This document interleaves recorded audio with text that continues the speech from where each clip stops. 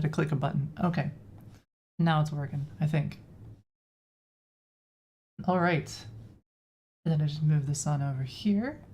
And we're live on both platforms. Okay. So the goal for today is there's this really nasty bug, like an awful, awful bug. And it happens in Jigsaw. So how would you go about fixing the following bug? It only happens sometimes. And howdy, JR. So what it is that when I move a piece, sometimes it will snap back up. Now you see that right there? It just moved up to its previous location. That's the bug. You saw it? Good. That's what we're fixing. How would you go about fixing that? So I've been tracking this bug down for like the last day, and I'll give you a little bit to think about it, but I thought maybe it's a server bug. So the first thing I did, or one of the first things, is I popped open a new window, right? Thinking, well, if it is a server bug, it should show up on both. But that's weird. If you look at the one on the left, it's a different state than the one on the right. So it can't be a server bug, can it? I mean, I guess technically it could, but if you look at this, it doesn't make sense. The state is different. So it's as if the client on the left, for whatever reason, doesn't match the server state. So what's going on? Well, if you go in a bit further, there is this really special state differ. So this is a special kind of class I've got going on, and its goal is to apply all of the server patches, but also apply client patches on top. And the reason we do this is so that the game feels fast. Right, let's say you're on the other side of the world. You might have like 200, 300 millisecond latency to the server. You don't want to move a piece and then only have it update when the server replies to you. That could be 600 milliseconds because, round trip time. So we have to show the client a different state than the server. We have to take whatever is from the server, layer on some client patches on top, and then anytime we get a new update from the server, we have to roll back all the changes and then reapply all the server changes. So I had tried to have an LLM solve this problem for me, and it just fails horribly. So here's GPT. Oh God. It says it finished thinking. There was an error generating a response. Let's just try this again. Let me refresh the page. Okay. So you can see there's been a little bit of a back and forth. This is Pro mode. This is the most expensive. This is what $200 a month gets you. It gets you like a dev that's between like a regular SWE and like a senior SWE. Like not great, not awful. Sometimes they do things that are really good. Sometimes they fail at a task. They're pretty good, but they're not like amazing. Howdy, Nelix. How's it going? So I ask it a whole bunch of things, or I give it like this. I say, hey, figure out where the bug is. It's in state differ. I'm not sure where. And it comes up with some complete BS. And it's like, oh, well, it is in set new game session. Oh, this isn't even all of it. I've got another chat. Okay, so here's the first chat I started with. Then I moved on to this chat because I wanted to like reset it. So I give it all this, and it says some nonsense. It's like, it has to do with the client patch timeout. It does not. I've made sure the code is. This is just does not happen. But it's like, oh well, maybe it's over here in this apply client patch. And the way this works is does this go?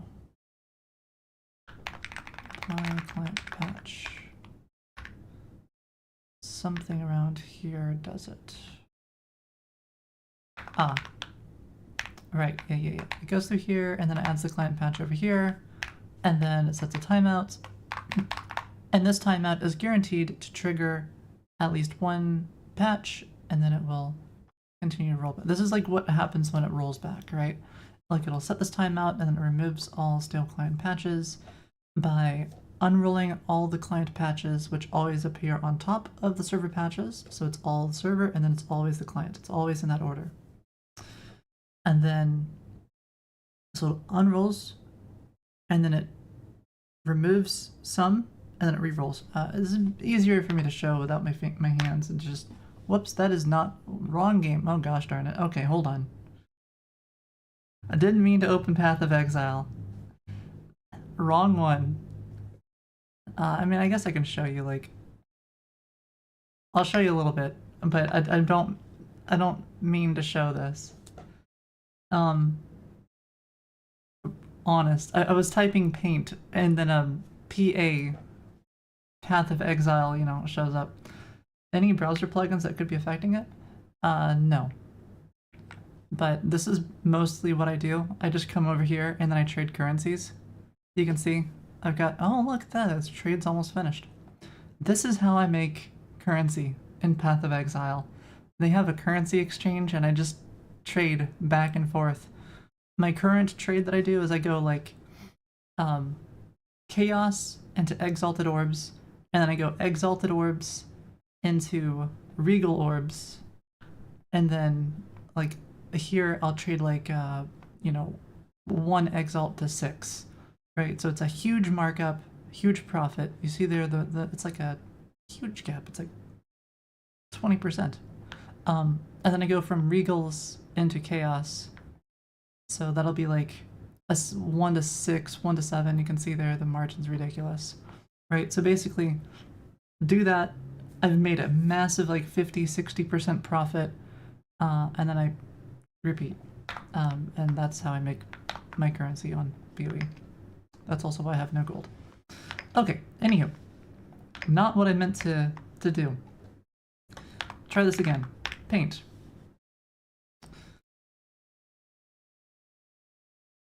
All right. So you got your server changes, right? And then we'll do a different color for client. And these are your client patches, right? So there's a bunch of client patches, and there's a bunch of server patches. So what we do, or what the idea is like, let's say this one expires, right? We have to unroll the state all the way down, and then we remove this one, and then we roll the state back up.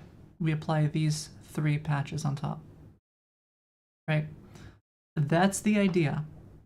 But I think something is going wrong, and for some reason it's not unrolling all the way, or something is getting lost, and then what happens is we say to evict this one, but it's only rolling back to here. It's not actually rolling all the way back. And so what happens is it doesn't get evicted. So it's kind of like it stays. So then it comes down here, and then it's just, this is treated now as like a server patch on top because it's not getting rolled back. Is that something along the lines of CRDT? I'm not familiar with CRDT.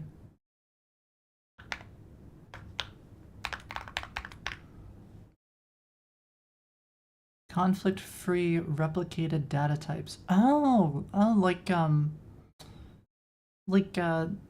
the fancy stuff. Oh yeah.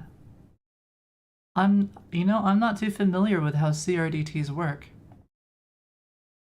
But I guess in a way, right? You have like a way to roll it forward and a way to roll it back, and it's supposed to like give you the previous state when you roll it back.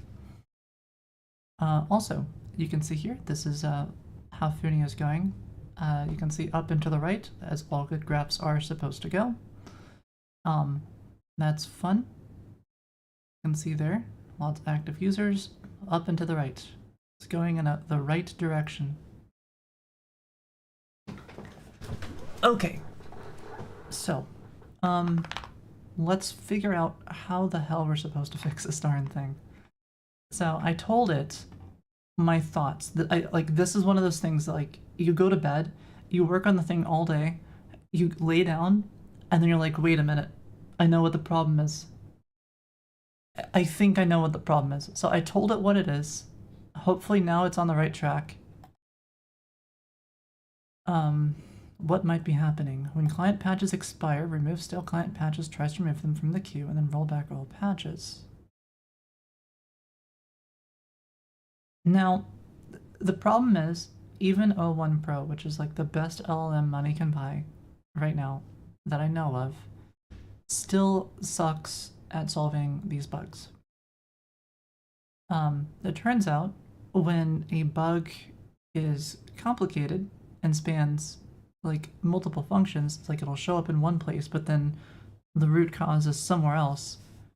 It's really not good at this. I need Devin. No, I saw Prime's video on Devin. It was a disaster. Absolute disaster. I just kept thinking, like, why can't he just use all hands? It's better and it's safer. So the problem with Devin, right, is like you're in a Slack thing or something and it's on the web and you just copy someone's URL and then it's like on your own custom domain. So then you run into the issues of, oh, well, these are just a bunch of domains, you know, there's going to be like a way to get that information, and then you like basically have access to anyone's source code. So it's a complete shit show, right? But all hands doesn't run into the same issue. So for example, if I do this, I can run all hands, and it might have to update a little bit here. And now I have all hands. Oh gosh darn it. Wait, oh yeah. Didn't I change it to localhost here? Yeah, I did. So this is all hands, right? And then just, you haven't set an API key, won't be able to use the AI features. Yeah, you gotta set some key, right? So let's see, what kind of stuff here do we have? O1 preview, O1. See, the problem though is like, it's still limited to things that have an API, right? So if you go to the leaderboards for LLMs, you're only going to be able to have access to those. And I don't remember which one has the leaderboards. There's someone with a list. Yeah, here it is. Well, this is one of them. There's a better one. I don't remember where though.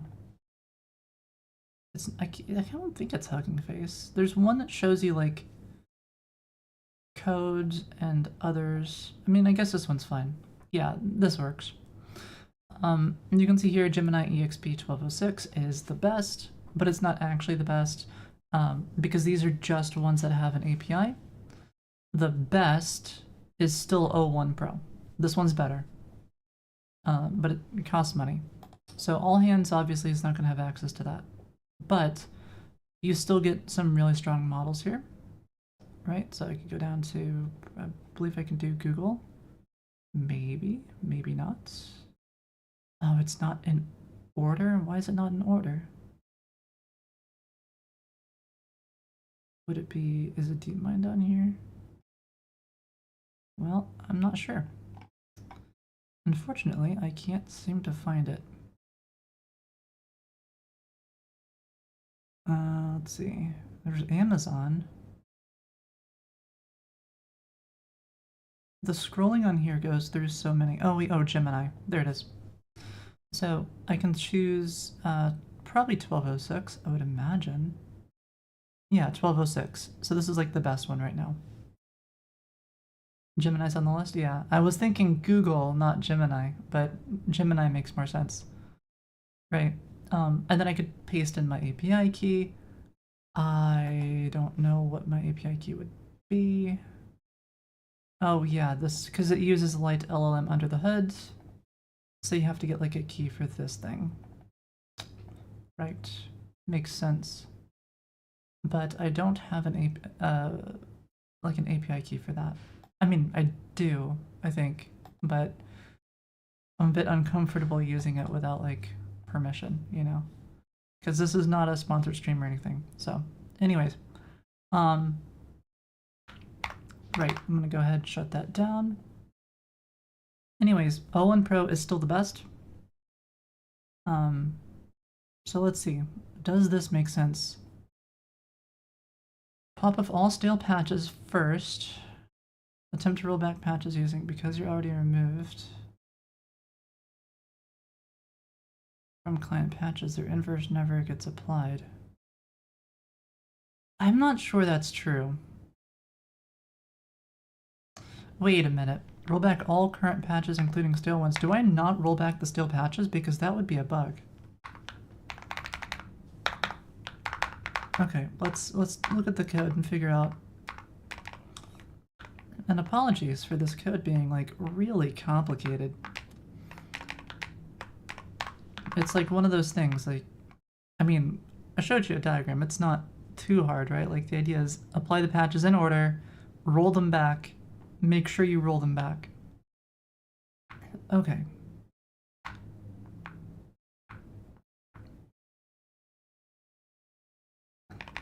It's managed.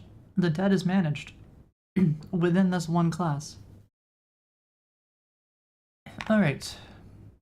Apply client patch and apply patches. So if it is a client patch, we apply the client patch on top. If it is a server patch, we hit apply patches, which really we can just rename to apply server patch. Let's do that. So I split it up. I made client patches and server patches separate, just because it made it easier to follow, less control flow, like, you know, flowing and if conditional stuff.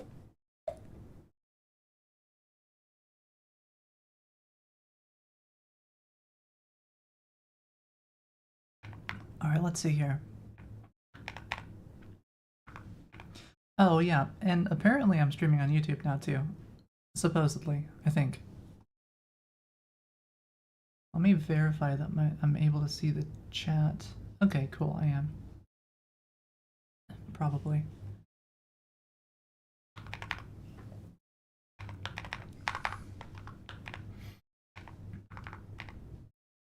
Is OpenRusty a good web server to use? I've never heard of OpenRusty. I don't even know what language. Oh, written in C. Interesting. You don't usually get web servers written in C. Wait, a dynamic web platform based on Nginx and Luajit. Okay, that doesn't tell me a whole lot.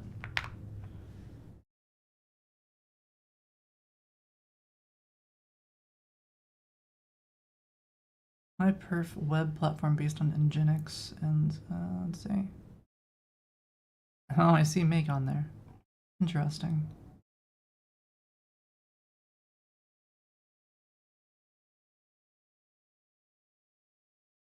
It doesn't. The docs don't seem very useful.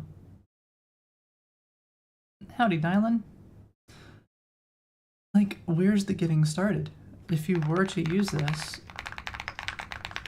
how would you even get up and started if without? Okay. Oh, I see. It's just like a regular web server, like for a folder.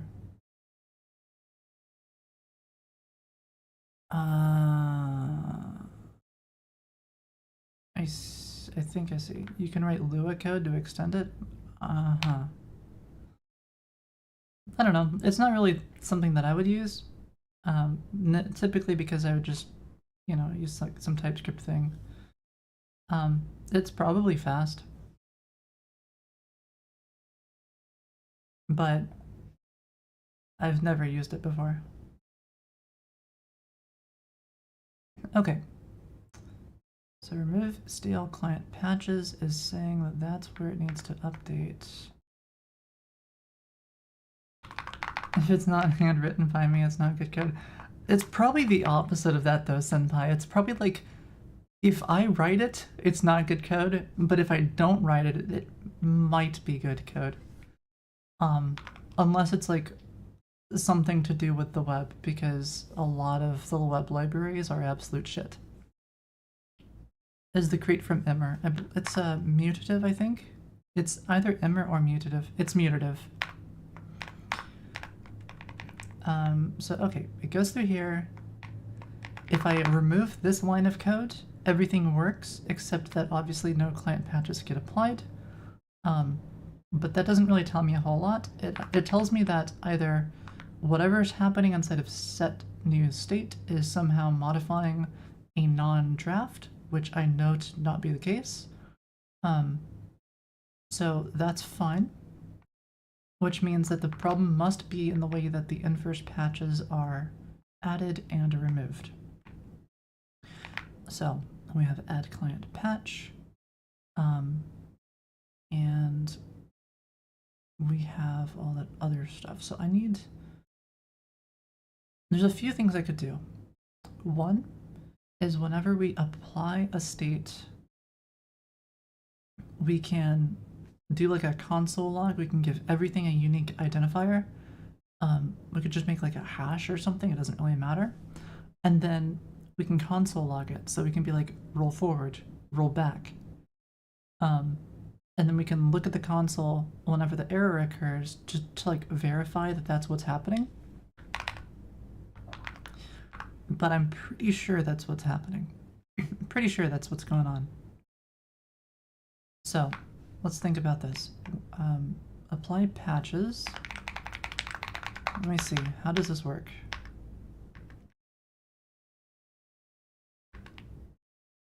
So there's two places it occurs. We have client patches, which is from this one, and we have server patches. And I could have used an enum instead of a boolean for this, like, you know, patch.client, patch.server. It would have been a bit more readable. And you make it a const enum, and that way it's pretty zoom, but I don't care. This way works too. So this only gets called when we're applying a new patch. Okay, that makes sense. So then it comes in here with some expiration time and some server patch. Now, there's no guarantee here in this expiration time that the time is in order. Because, like, if I were to roll back my clock, then date.now may not be always incrementing, which would cause a future client patch to be applied before a previous client patch, which doesn't make any sense. This is something that could be solved by kind of separating the Unix timestamp from like the game states or something.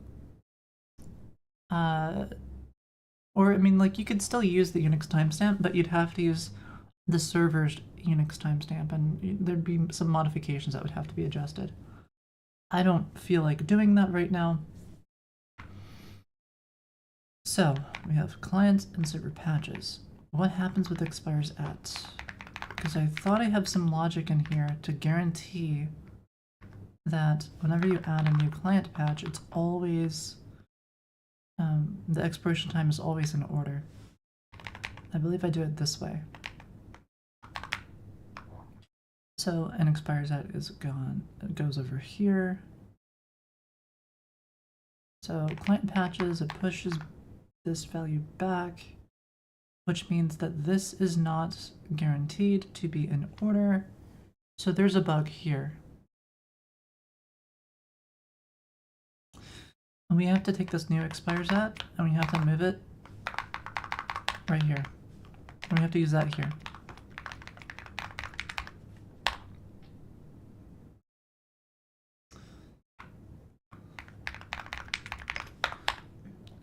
Okay, so let's think about this now. We have some timestamp coming in from a new patch. We look at the previous patch in this list, and we just make sure that it is at least as great as the previous patch. So now they're always guaranteed to be in order. So now you can just always look at the last client patch. It will always be the greatest value. So the new one must always be greater than or equal to the previous one. So we don't need a sorted set. We can keep big O1 performance. That's good. All right. And then over here, it'll just warn us if the expire set was modified. Fine, that works. We have a timeout. And when that timeout occurs, it will remove the stale client patches. Okay, everything there seems reasonable. So every time it adds a new client patch, it always adds it to this client patches list. So it must always be in order. And then it's going to kick off a timeout, which is going to remove the client patches. So how does this work? So we capture whatever the current time is when this occurs. We do some rolly back thingy-mabobbers.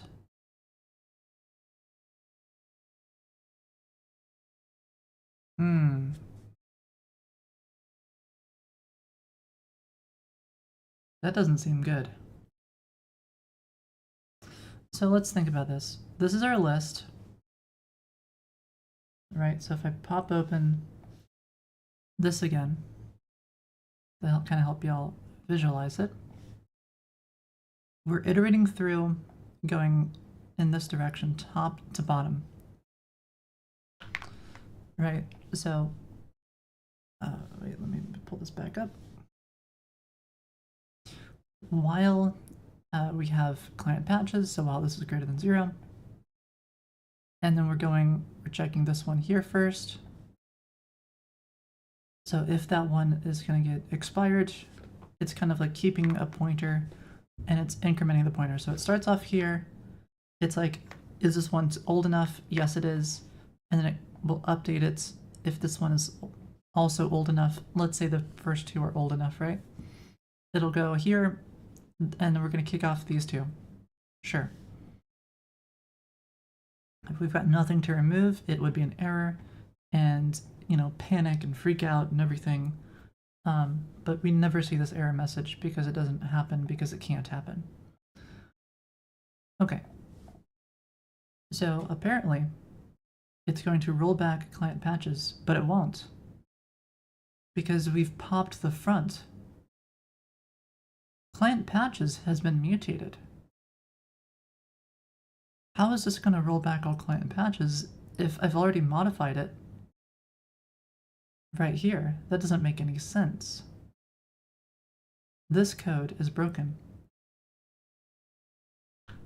All right, let's go here. So we get the remaining ones. Well, maybe it's still fine. Maybe it's still fine. I think it's broken, but maybe it's fine. So roll back client patches. So now we're going in the inverse order, reverse order. So we're looking here. And we're rolling this one back. And then we're rolling this one back. And then after that, we don't roll anything else back. We just apply the state. So our new state is right here. Because we don't know about the other ones. So that seems like a bug. So then we have old patches, which is just going to be the top two. We call clear. For the old patches, we reapply them. That's broken. This code is broken. These are now stuck. This must be the bug. So actually, O1 Pro did manage, after hours of time and several false leads, I told it kind of what was going on, and when I better understood what was causing the bug, it was able to identify that this was the function that needed updating. So let's see. Stale patch found.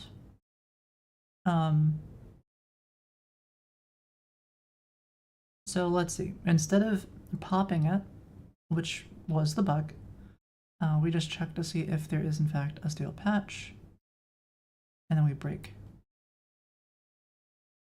And then if not stale patch found, we throw an error, or we return and we freak out, we say that there's an error. Would I say it's worth 200 a month? Yeah, I would. But keep in mind that it's worth it for me, right? So I use this a lot. I use it every single day, and if it can save me 1 hour of my time, it pays for itself. That's all it has to save me. So then we go here, roll back all patches, and now it will actually roll them back, and then it clears, and then it reapplies the new patches. That's correct. This code is correct. So I think with this, the bug is fixed.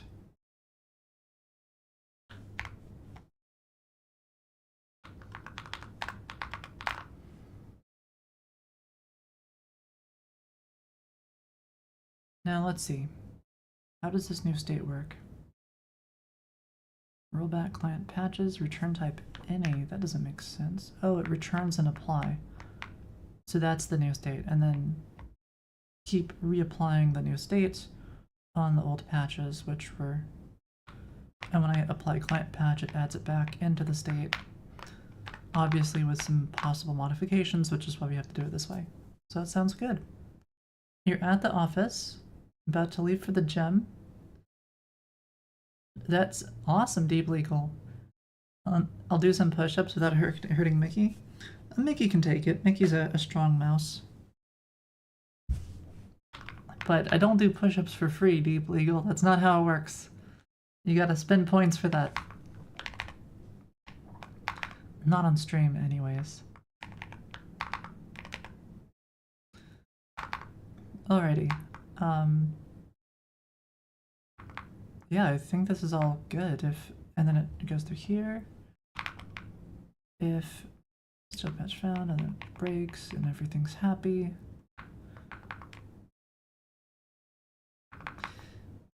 Although, I don't really need that. I could just be like, if this dot client patches dot at 0 dot expires at greater than now.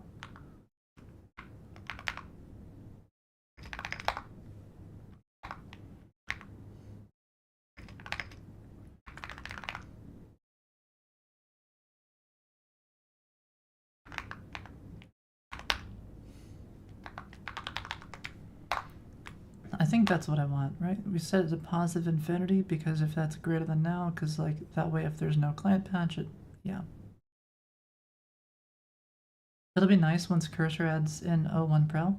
Yeah, it's just waiting on OpenAI to add that as part of their API, right? And once that happens, I am sure that all hands will also have it, which is awesome. So I can now delete all this. Boom, that's gone.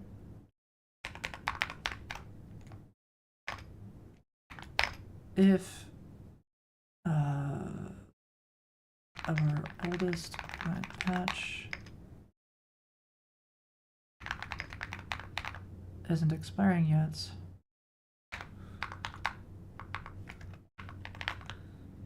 freak out basically.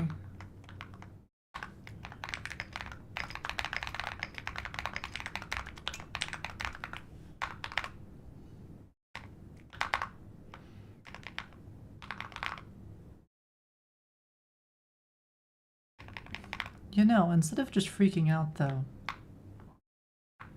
I almost want to have this next client patch timeout. I kind of want to pull this out into its own function. You wonder if it'll be limited to 50 uses? Probably not. You'd probably have to pay per use. But I mean, O1 is not limited to 50 uses if you pay an exorbitant amount of money. I wouldn't want to pay more than 200 a month. I just wouldn't. I saw some news about like OpenAI wanting to charge like 1,000 a month or something for an LLM. That's getting a bit pricey, right? So like, you gotta remember, like, you don't, like, I'm not gonna pay 200 a month for something that only provides me $200 in value, most likely, because there's some risk associated with that, right? Kind of like how you wouldn't hire someone for $10 an hour if they only make you $10 an hour, because you're taking on additional risk on top of that. So you would hire someone for $10 an hour if they're making you like $100 an hour. So if an LLM were to cost $1,000 an hour, like a month, then it would need to generate $10,000 a month in revenue or in profit. At which point, yeah, it would be worth it. But that's a lot. It would have to be as good, like it would have to be like as good as me at coding and autonomy for me to pay that much, which is a high bar.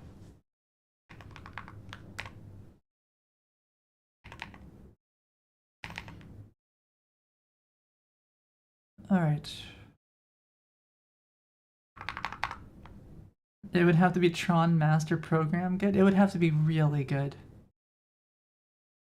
Meta has a bigger context window. It doesn't cost nearly as much.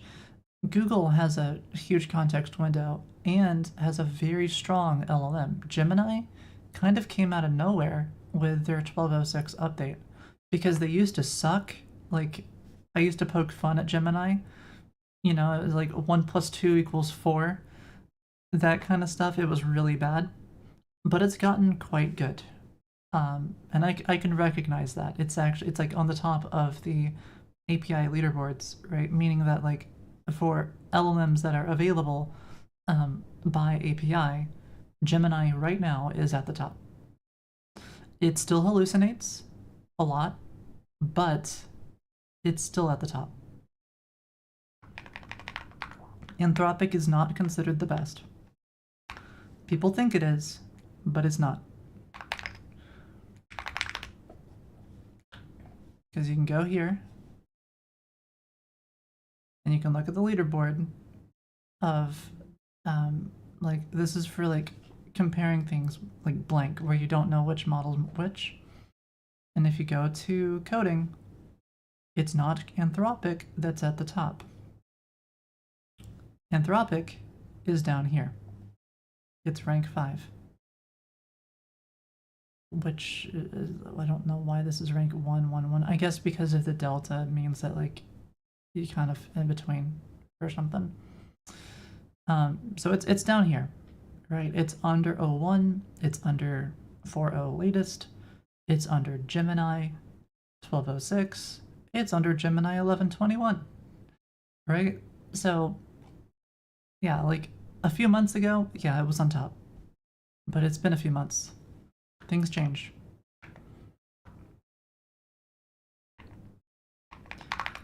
Someone should do a trivia contest and have multiple LLMs compete in public.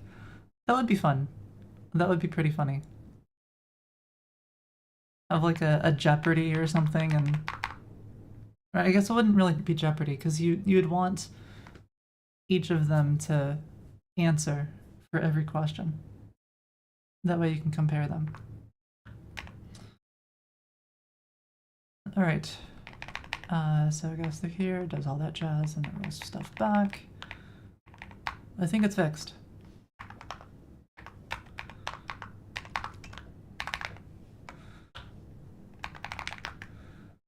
And new show on Twitch, AI Jeopardy. Yeah, you could do that. Why is this freaking out at me? Okay. You know what? I did this in Chrome last time. Let's keep it in Chrome. So hopefully, this gets fixed. How do these top models? Oh yeah, you could call it like AI's next top model or something. Okay, so if I move these and I click around, oh, it still happens. Oh, that's foony.com. Let me try this again.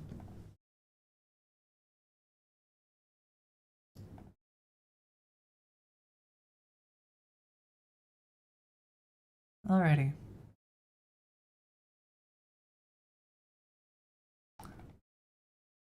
So you'll notice it doesn't feel smooth. This is on purpose. This is because I'm showing the client state. It just kind of helps me visualize it more. Because I didn't want to have the other stuff. So like, I just have that disabled. It still works. Don't panic. This isn't gonna be the way Jigsaw changes. It's just helps me understand like, okay, if something jumps, it's much more obvious this way. So I click a bunch. So you might see it jump a little bit at the start. This is just because it increases the chance that the bug appears. I think it's working. You might see sometimes when I move it into the center that it snaps. That's a separate bug or feature. Jigsaw again, yes, I want it to be perfect. This is one of my favorite games on Foony. I know we've been spending a very long time on Jigsaw. It's gotta be perfect. Or not perfect, you know, I'm not gonna go super ham with this, but it needs to be really good. So I think it's fixed. I should have seen the bug happen many times by now. I'm just going to continue moving every piece until it gets to the center. And once I do that, we will consider the bug fixed. I still don't have a way to 100% reproduce this, but yeah, it looks like the bug is indeed fixed. Finally, we did it. Thank you, GPT, for helping solve this one. It did lead me down a few false paths, but we got it on track. We figured it out. And I actually used the code from 01 Pro to solve this. It works. 01 Pro, in fact, fixed the bug. So, pretty awesome. Now, this is like I still find it useful even with my understanding of TypeScript. So imagine how useful this would be like if I didn't have a strong understanding of code for this. It could be more useful. Kick stream not up. I am aware of that beef. I decided to stop streaming on Kick because it wasn't really helping, but I should be on YouTube, I think.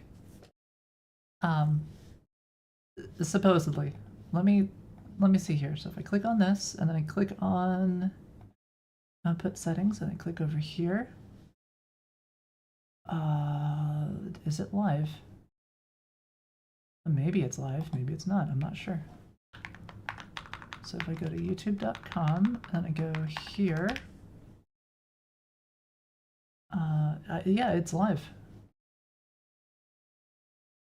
Let me give you a link. So it's a little different than the Twitch stream. I don't think there's music on the YouTube stream, so you can kind of pick and choose. If you want to watch me with music in the background, you can watch on Twitch. If you want to watch without music, you can watch on YouTube. Additionally, all of my past VODs will be on YouTube starting now. Not all of my previous days, I'd have to upload all those. But going forward, the VODs will be on YouTube, so you can watch those. And you don't have to be subbed for that, it'll just kind of be there. Additionally, YouTube is nice for being able to go back in time. So like if I explain something during a commercial break and you miss it, you can watch it on YouTube stuff like that. Do I have integration tests and automation like Puppeteer? I do. In fact, I actually use Puppeteer for certain parts on Foony. I thought. Oh, it might be in the other project, pre-render. 2-second delay on YouTube. It is what it is. It is what it is, beef.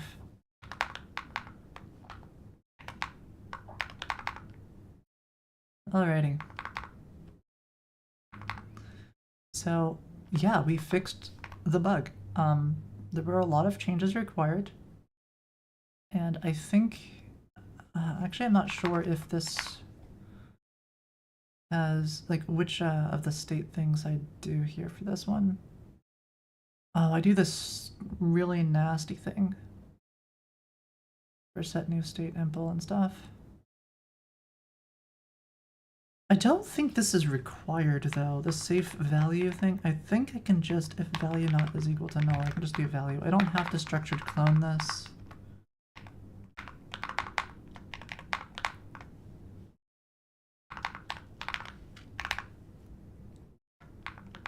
You hope Owen Pro API comes out soon? Definitely. Alright. I hope it comes out too. Keyboard sounds immaculate. Thank you, Blind. So we have this final key. Why are we calling it final key now? Why not just key? Can I just rename this to key? Nice. What were the changes here? This passive is already there. There's nothing to do. I can just undo that one as well. I don't want to be modifying something unless there's like a reason to. If node pointer is undefined, it does all this jazz. What was that before?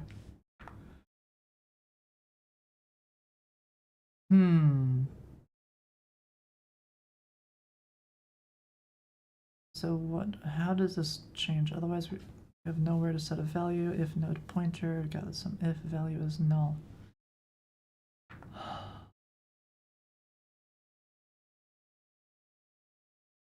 Draft base key undefined and the value not is equal to null. We do stuff there. Okay. So this removes... oh, there's more stuff down there. So why do I need this?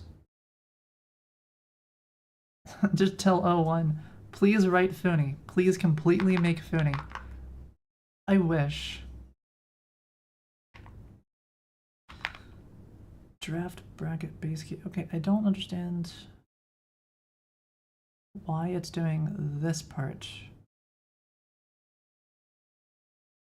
I don't think set new state impl needs to be changed. I think the code before was fine. Let's undo it. Yeah, look how much simpler that is. We still start off on state, which is kind of like saying draft. But we'll leave it as state. Everyone who's not a programmer. AI is gonna take all the jobs, OMG. Experienced programmers are like, I wish. Yeah, the main thing right now that LLMs suck at, and I don't see it changing anytime soon, is debugging. LLMs are really bad at debugging complex things.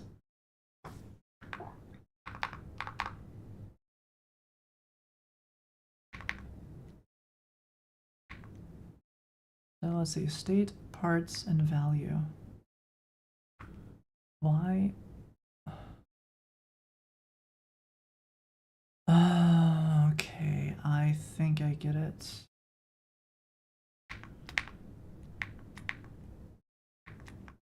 But the thing is, I don't actually have to modify this code here. What was this before? Okay, we can just leave that the same. So, I do like that the way the AI did this, it makes the code faster, but it does make it more limited. and what it's capable of doing. So if I'm trying to do like a state update, something else, it's just gonna break, which I don't see really happening. But I'm just gonna undo this. I'm just gonna undo that as well. And let's just undo it all. Okay. So now it's only the new stuff.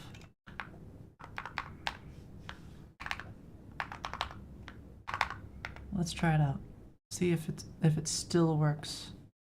I'm gonna do one more jigsaw puzzle of just moving the pieces in, just to double check, make sure that the bug is still fixed.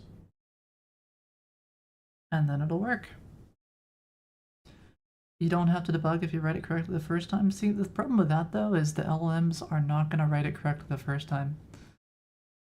Like, one thing that happens a lot with LLMs is if they start going down the wrong path, they don't usually course correct. They keep barreling down that path.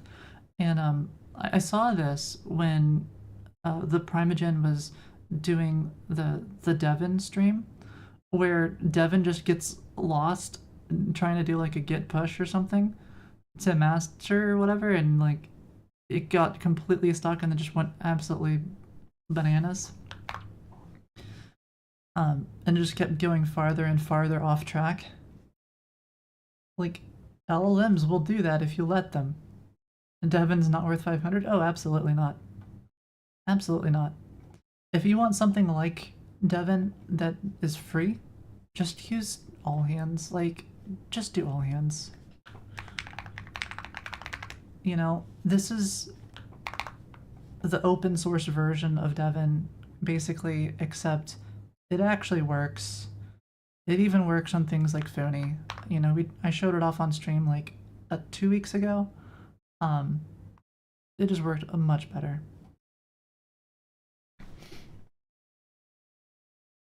But do be careful with it. So the way that I like to use all hands is I use it localhost, right?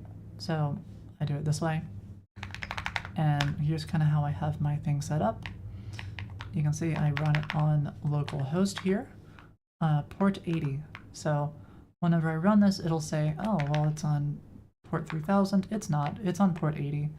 And the reason for that is because my code, like my localhost, is already on 3000, and I didn't want to change it. Don't let it listen on 0.0.0.0. That is a security concern if you're at like an airport or somewhere public. Just make it localhost. But if Prime was using all hands, then nobody else could have showed up on stream by copying his URL and grabbing his code and making changes. Alrighty, so let's try this out. We move the pieces to the center, and we're just going to make sure that everything is happy-dappy and that there's nothing going on in here. I'm pretty sure this is in fact going to work and the bug is fixed. So the next thing I want to do is I want to get this like stacking thing fixed. So you'll notice sometimes when I pull the pieces into the center, they stack or they complete, and you'll see me get some gold in the game whenever that happens. That is not intentional. That is a bug. So we're going to make that not possible.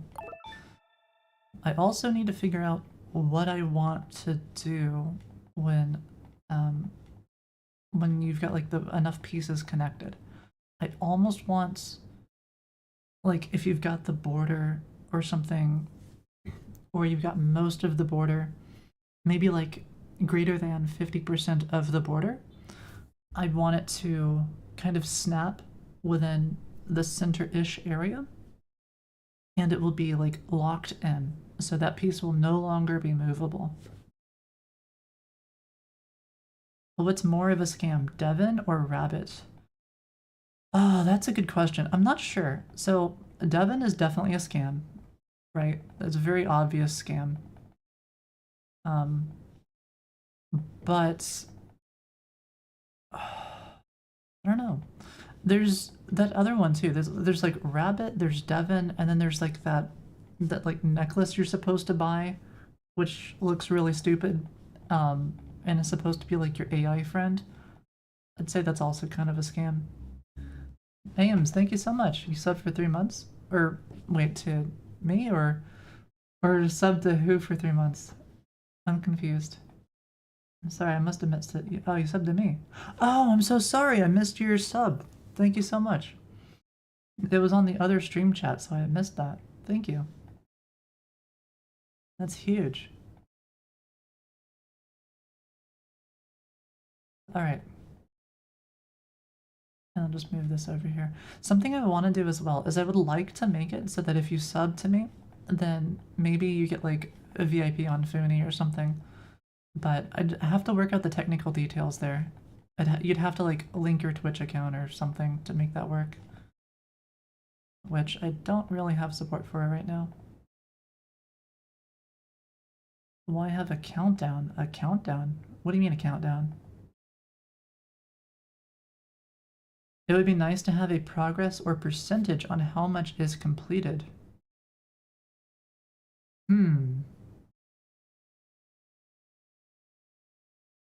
That's an interesting idea. You made a project you're proud of? Heck yeah, that's awesome.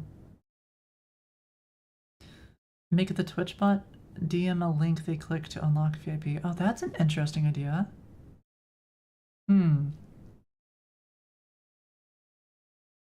Yeah, I gotta come up with some solution. That's a nice solution. So they click a link, and then if they're signed in, they get VIP.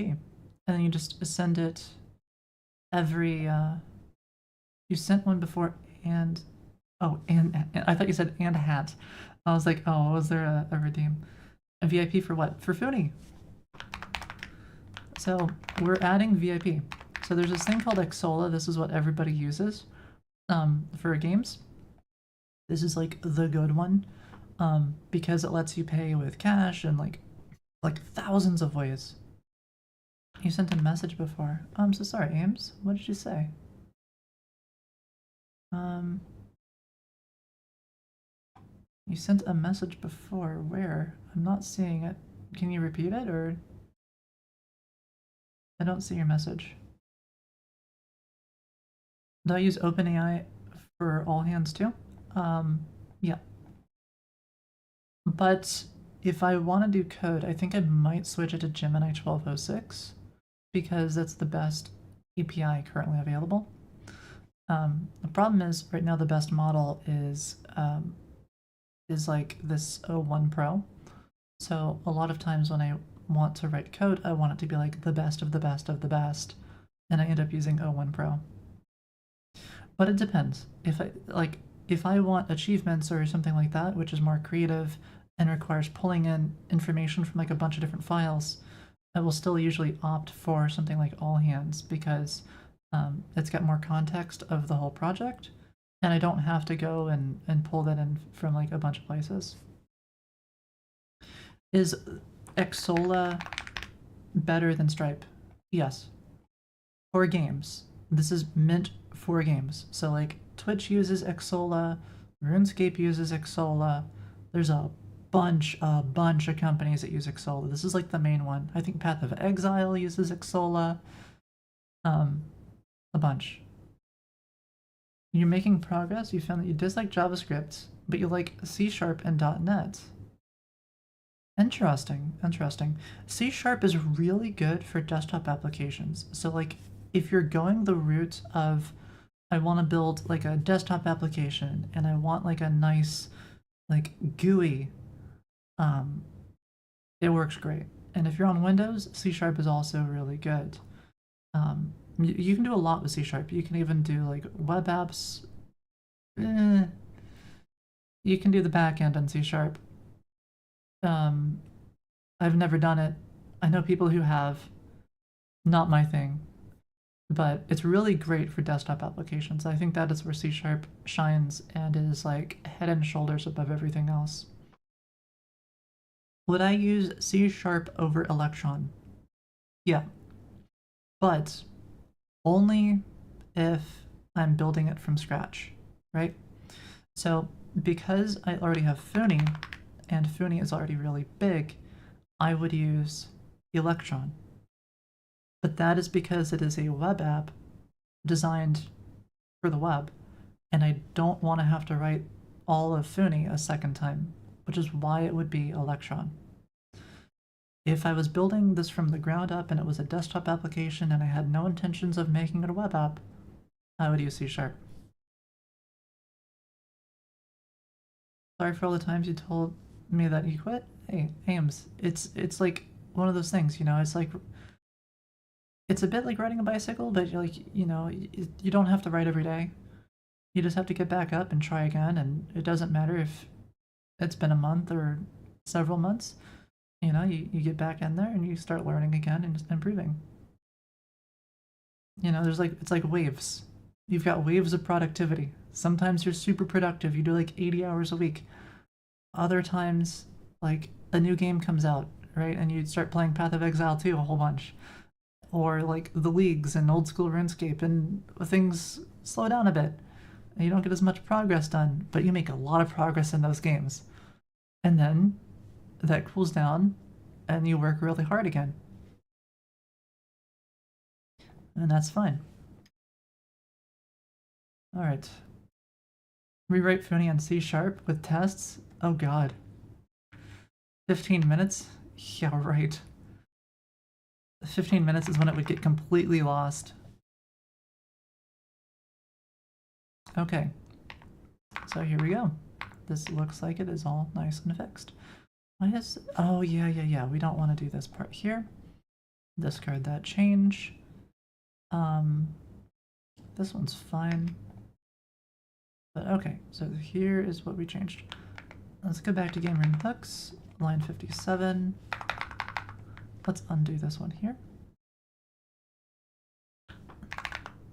Now I'm just going in and I'm kind of cleaning up the commit, just making sure that it's not too... Did I try PoE2?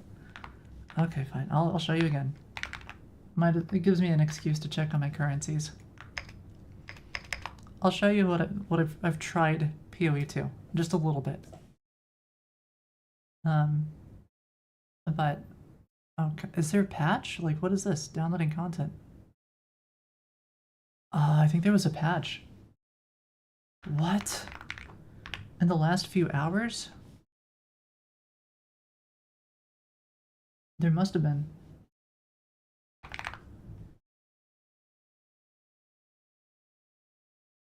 Steam on Mac is a thing nowadays? I mean, it is. But, if you're expecting this experience from a Mac, you might be sorely disappointed. So, you know, I got this character, this is my main. Your typical streamer build, Infernalist. You wanted to stop in and say hello and thanks. Yeah, well, thanks, Ames, for sticking with it. You know, I think that's awesome. Oh, look at that, the order finished. So now we have 228 exalts. Why can I not grab my exalts? Okay. Why? I need to relist these and make more money. You have to see more of these soon? Heck yeah. Okay, well, apparently my exalts are stuck. But you can see here, I have been playing the market. Yesterday I had like 100 exalts. Tomorrow I'll have like 400 if my gold can keep up. It just goes up and to the right, you know, like that's what we do here. But I've been playing that a lot. It's a lot of fun. And then I also have these other characters. So this one I only play on like on Saturday when Sim Griffing and Algebro are on. So this is my character for that. And it's completely like jacked. I don't know if you can see all this actually. Maybe you can? Ah, you can't see everything, no. Okay, you can see my staff at least. Maybe if I move this over here, you can, oh, you can't really see it. but just completely maxed gear. Bit overpowered. Oh yeah, I guess I'd have to modify this thing. Wherever it is. I'm not gonna worry about it. Eventually I want to get a streaming PC. And then, oh yeah, this character is also completely broken. Tons of legendaries. Tons of other awesome gear. But I'll do like an actual stream once I get like a second PC that can make sure I can have like the stream going and that game going. Alright, take care, Ames. How do you get more potion spots on PoE2? You don't. Potions have charges. The ones that you're looking for are the ones that give you charges per second. So that way your potions will replenish over time. You can also get certain belts and things that help as well. A lot of monk builds ended up turning the lightning build into a ranged with charge staff.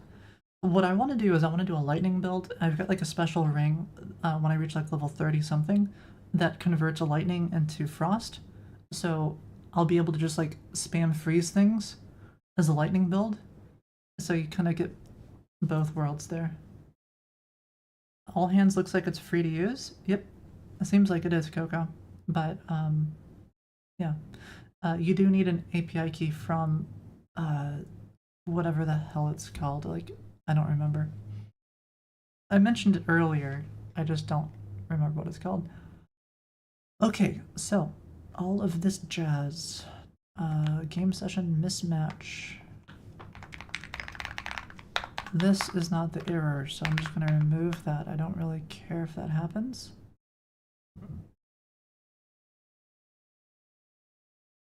And we fix the bug.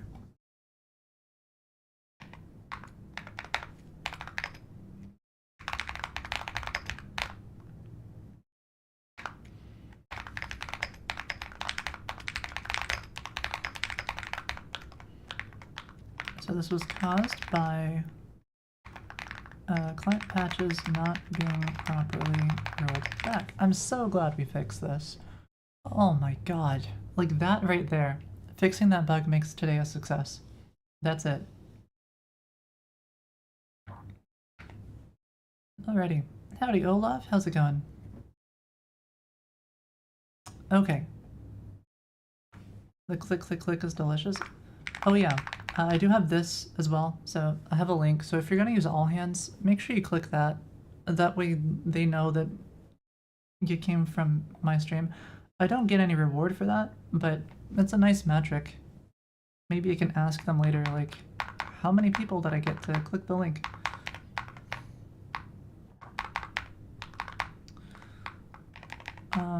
Let's see.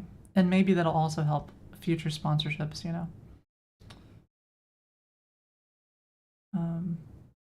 I see numbers, I'd be happy. Yes, I love numbers. RPGs, my favorite type of game. Going here to the analytics, one of my favorite things ever. I just love seeing numbers. I love it when things go up and to the right. I like numbers. I've always liked numbers. My favorite number is like 100. That's from school, I think, because I liked seeing the triple digits on tests, you know, bigger numbers, better. Why 100? Because it's like, it's a nice number, you know, it's very divisible, right? It's clean, it's close to 1010. It's a good number.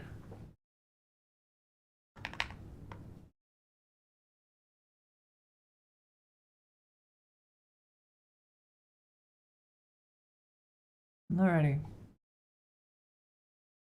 So let's see. We fixed that bug. Let's do... Which one do we want to fix next?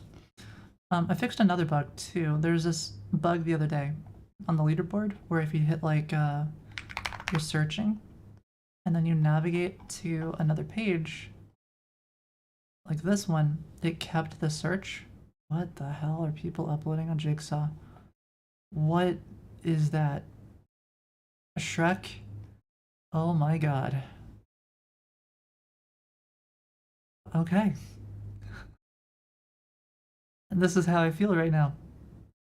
Seeing that shredded Shrek, yeah, these are things.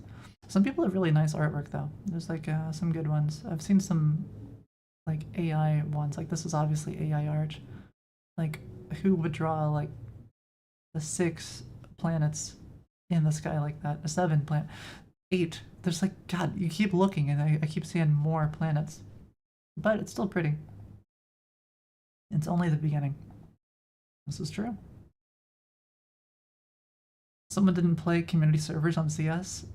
Yeah, I never really got into Counter-Strike. Not too big on the whole like realistic FPS games. I did like Unreal Tournament. Just the graphics are more my thing. You can kind of see that in Foony.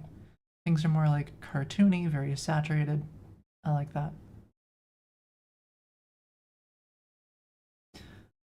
Okay.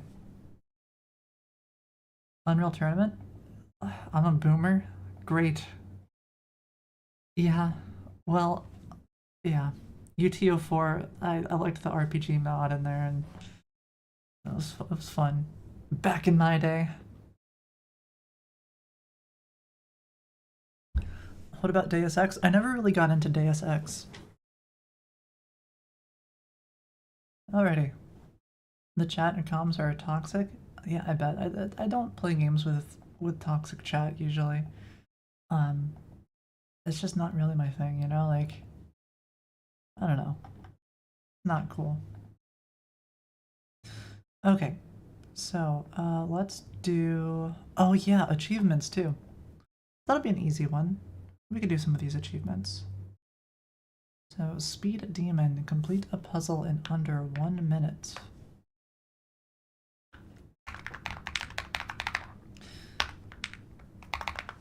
Alright. I'm lazy, so we're gonna try this.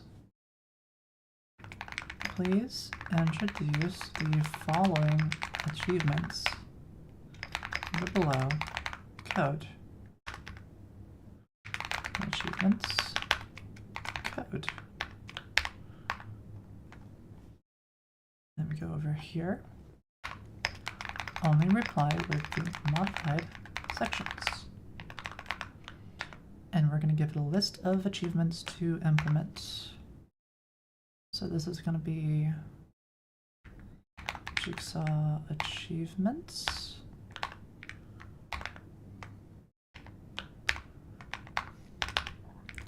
Achievements to implement. Okay, which ones do we need? We need Speed Demon. We need Quick Hands.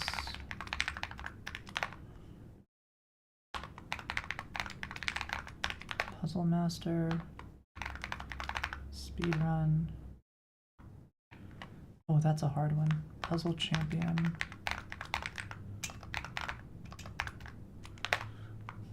And Puzzle God. I kind of want that to be a better name. Puzzle God, kind of lame. How about this? Also come up with a better name than Puzzle God.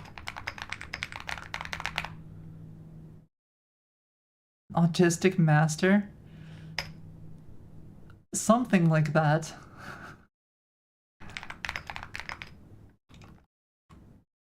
Play on Autistic Master. But we can't use the word Autistic Master, right? It has to be like something slightly different, right? Master of the Spectrum. Oh, that's so good.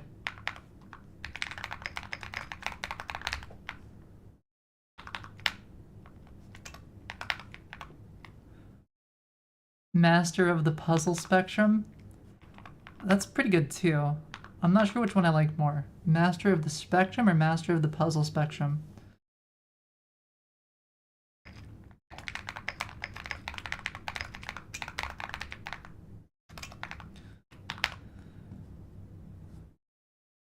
You like it without? Yeah. I think Master of the Spectrum is like, it's cleaner, right? It's like the difference between Facebook and the Facebook. The Puzzler. I think master of the spectrum. I think that's gonna be good. Okay, so we got achievements. We listed the ones that we want. We listed all the code. Let's do this. Maybe it'll work. Maybe it won't. Who knows? We'll see. Why is there commented section down at the? Oh yeah, that's why. No, we're not gonna call it that one, Dark Sky. Absolutely not calling it that. I'm a fan of Master of the Spectrum.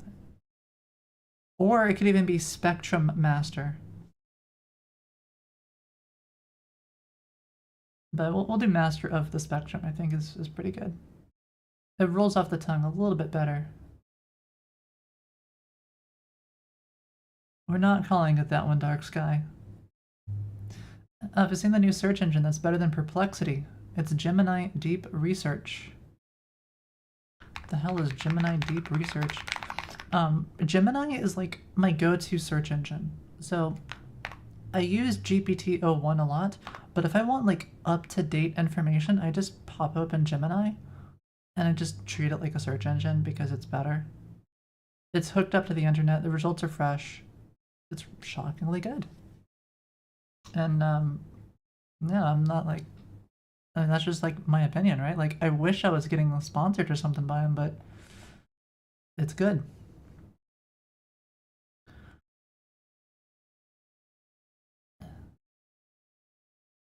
Gemini 2.0 Flash. This is just more. Are you just talking about using Gemini as your search engine? What is deep? Go to Gemini and choose in the list. Google AI Studio.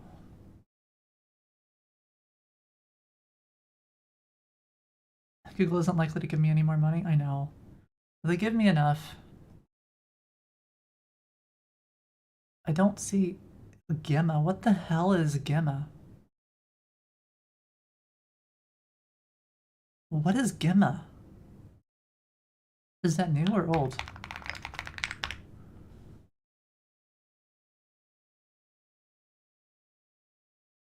Gemini open source? Okay. So this is like, this is old or what is this? Oh, Mistral Llama 3 Gemma. Okay, so that's their open source model that's not as good.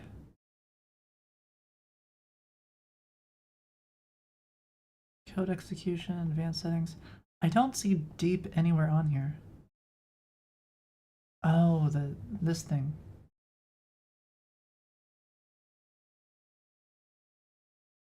Pop this open.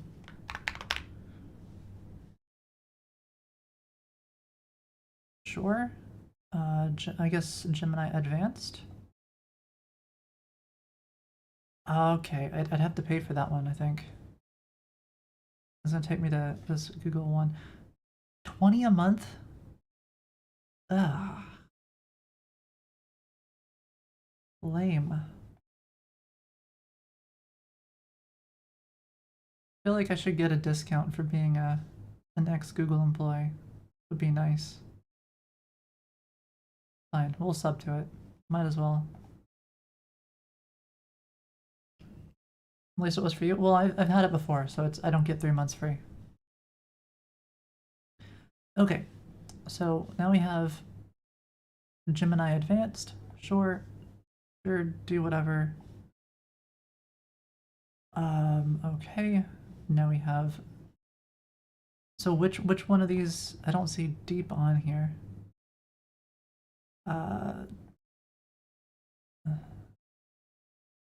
Gemini Deep Research. I don't. Oh, 1.5 Pro with deep. Oh, this is the one.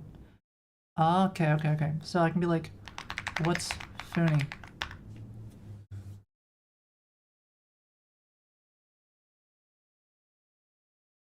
What?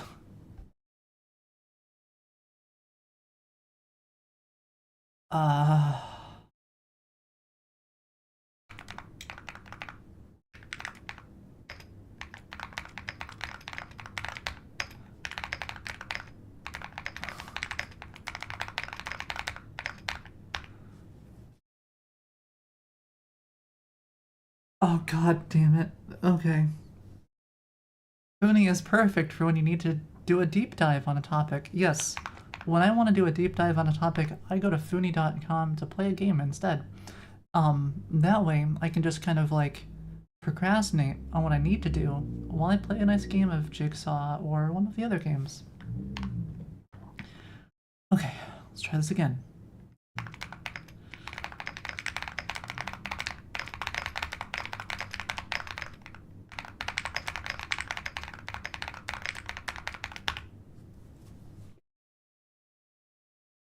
What? I can't share my instructions. Jesus Christ. Oh my god.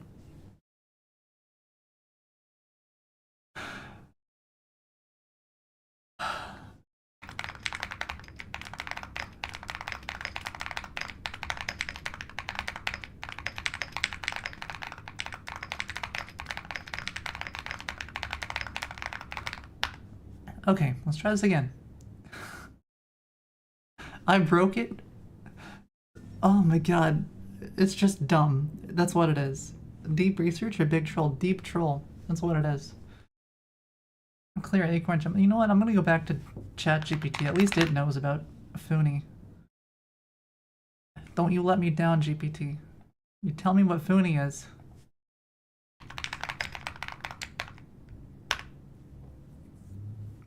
You don't let me down. You better tell me. Please. Please.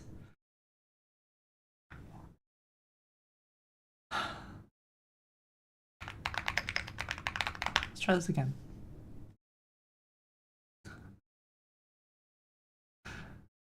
What's Foony? You mean funny? Oh, god damn it.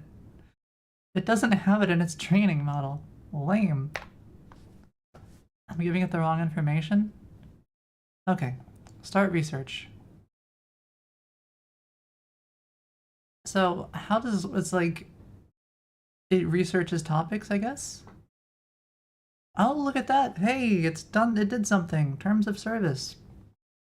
And capybaras and silicone nursery night with rechargeable. What? Why is that's not? Dear God. Okay. Isn't the latest model 2023? It should still know, right? Like if you do Foony and it's on like a few sites, but it's on like NDDB and ModDB. So if it includes this site in its knowledge, it should maybe be able to guess what Foony is. And it's just it's a slug, like it's just trying to get more, trying to get it like more awareness of Foony. What I really need is I need Foony like all over Reddit, and then the LLMs will pick up on it.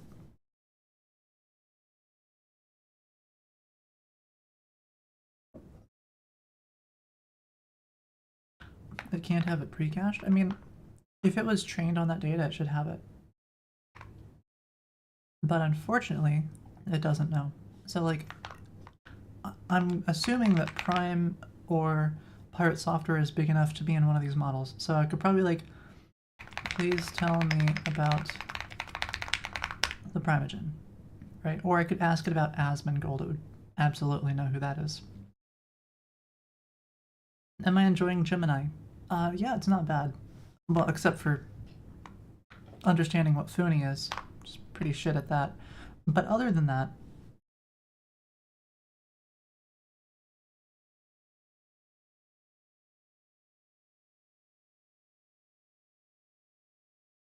gosh darn it. See, it knows all about Prime. Don't know about Foony. Foony is a small fish in the pond. I know, it's unreal. For now. Foony is a casual multiplayer game site known for as baseball, pool, chess, checkers, dynamite, type royale.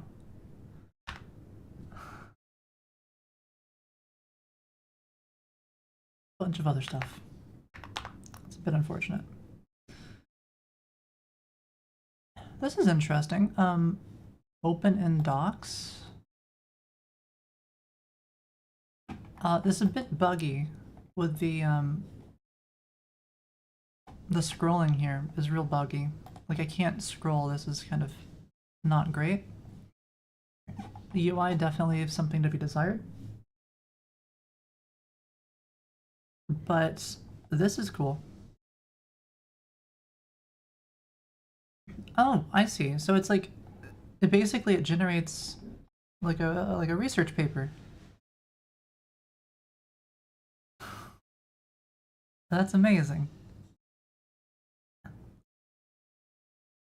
Reviews and mentions. Wow, look at that. Foony has been mentioned in a Reddit discussion. A user named Acorn1010. Hey, that's me. A developer from the Foony team shared their experience. Yeah? Wow, this is impressive. So you could use Gemini Deep Research for like anytime you want to actually research a thing. Corey Taylor, the vocalist of Slipknot, everybody says that. Kappa, yeah. No, not that one. Beyond Gaming, Foony also offers chat rooms, ability to sell virtual skins. Yeah, I mean, it's pretty good. Ownership operation. Shows a bunch of people to support. It's cool. Pretty neat. A single Reddit mention. It did a pretty good job. But definitely got to get out there more because these models still don't know about Foony. Pretty good, yeah. I'm pretty impressed. Gemini Deep Research, pretty good. Okay, wait. God damn it! It didn't do what I wanted to do. Okay.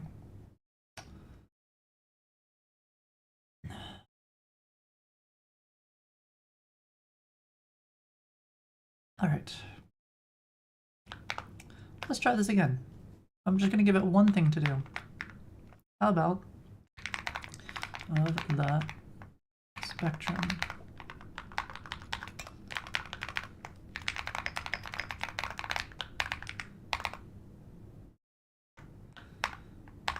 Try this again. Okay, please introduce and the modified sections.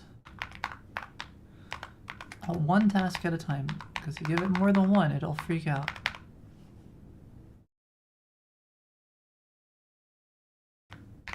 Okay.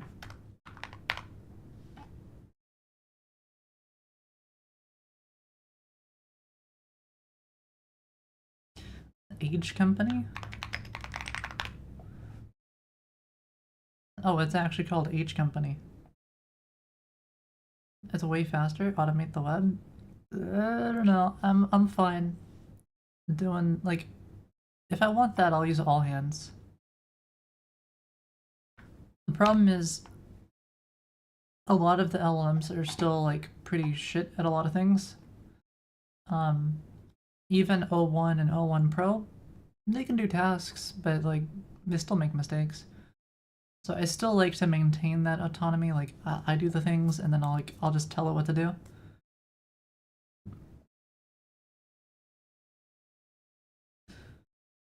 They have an awesome AI in the works. Are you like, have you tried it, Dark Sky, or are you only talking about like its publicity stuff?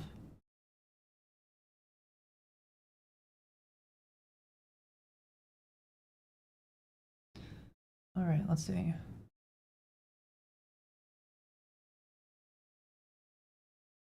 Use Google's deep research in fingerprinting a business? Oh god. Yeah, you could.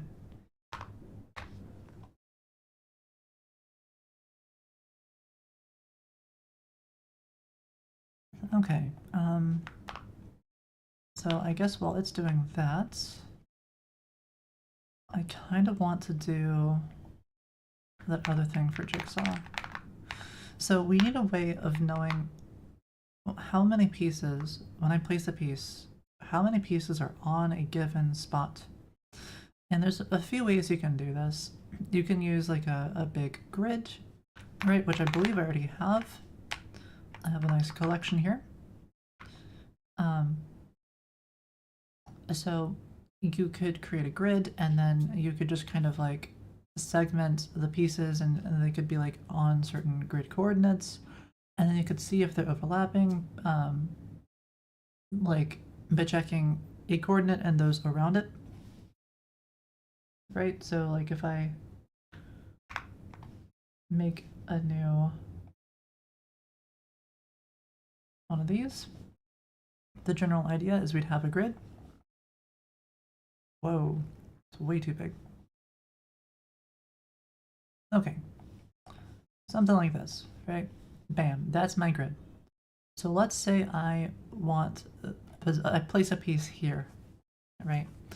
So normally the range of pieces is between like 0 and 1. So we're placing it at about 0.5, 0.5. Nice calendar, thank you. So we do this, and then what we do is we check all of these pieces here, and we see how many there are. And for each of these pieces, we're not really counting how many there are, but we're like iterating over all the pieces in this little section of the grid. And if they overlap, then we check how many are overlapping, and if the amount is greater than a certain amount, we say, hey, these pieces are overlapping, let's not connect them, and then it won't connect them. Simple as that, really. So we could use a grid for this. So this is my efficient grid thingamabobber here.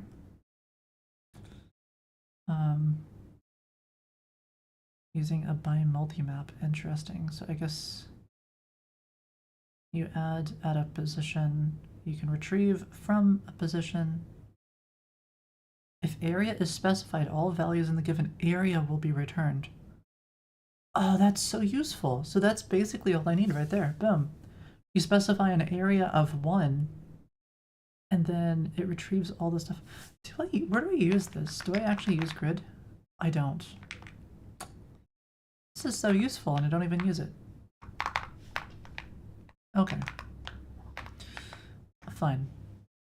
How did that... Are you kidding me? All hands could do that. All hands would have no... Oh, you know what? I think I called it Puzzle God.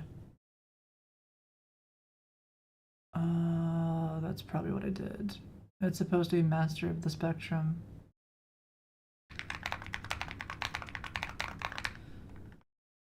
Try this again.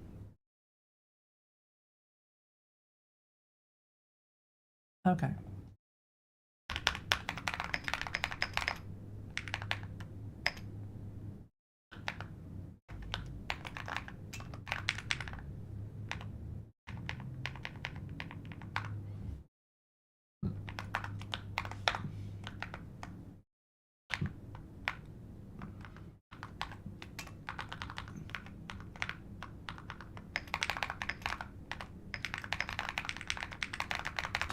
You know, I think all hands, yeah, bring all hands back. Yeah, I think it would be able to solve this. But I need my API key. I'd have to go get it. So I don't think I'll be doing it for this stream.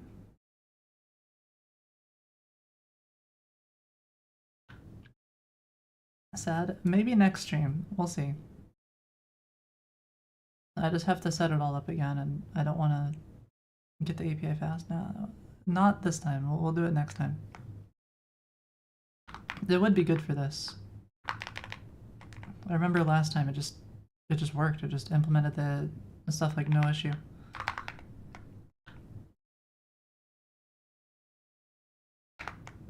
Alright, I think I've given it enough details to be able to nail it this time. So while it's doing that, I need to know where all the pieces are. Maps user ID to pieces, I don't care about that. I care about where the pieces are at. Piece positions. Kept up to date with game state. We copy this because the server will update piece positions.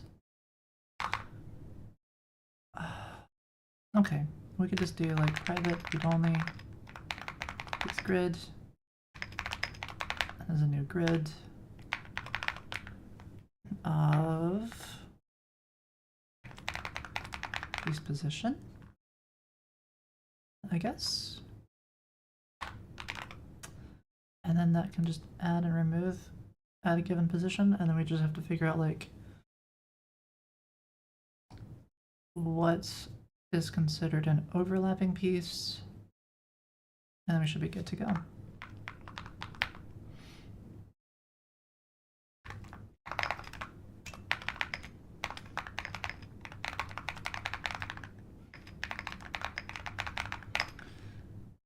What kind of granularity do we want? And that's the part I'm not sure about. Padding between pieces.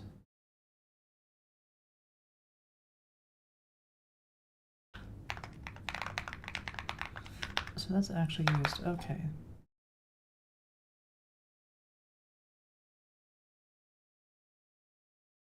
So that's a 50% padding between the pieces. I see how that works. Max number of jigsaw pieces in a game. Offset to add for pieces that are being dragged. Max piece drag time. So okay, there's a bit more that I want on this. I also want to make it so that there's more space in the center, because right now there's not enough space, but that'll cause issues. So I'm gonna have to make some adjustments here. What if I do like a smaller amount, like instead of 0.5, what if I do like a 0.35 or something?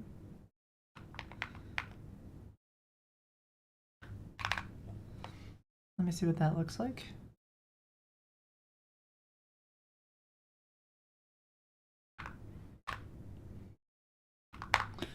Let's make sure that we're on localhost.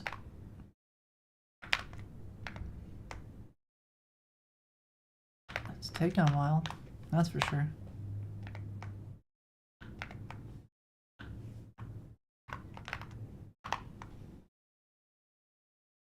All right.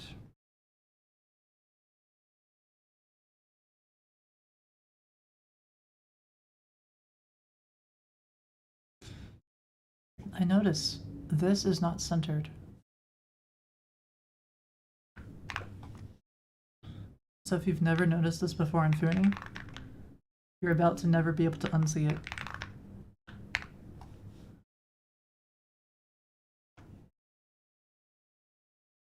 This is not centered.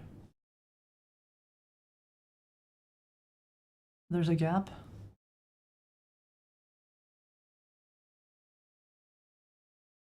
But there's no gap there.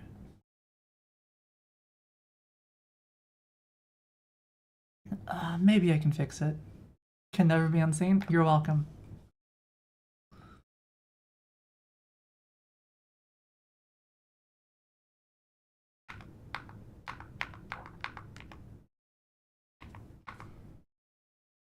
Why is there margin on the bottom? What the hell?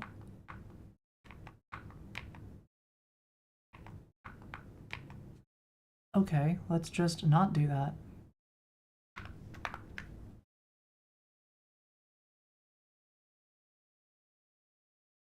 Can I just not margin at all? I can. And now can I just...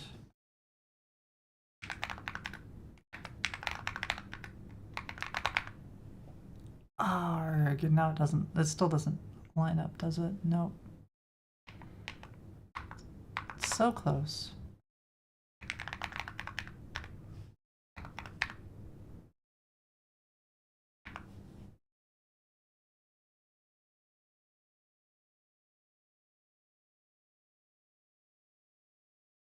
Why is the red dot off and not in the oval? I mean, I could put it inside of the oval, it's just the designer had it like that. I mean, Now I'm gonna leave it where it is. For now. Yeah, so I could line it up. I don't think I will, though. Not yet. I need people to suffer. See, there, now it's nice and lined up. Okay. I'm just too lazy. I'll do it later.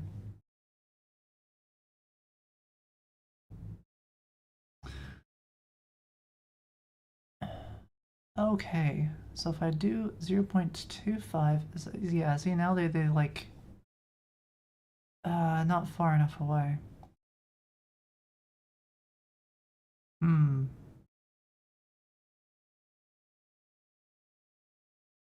The size is off?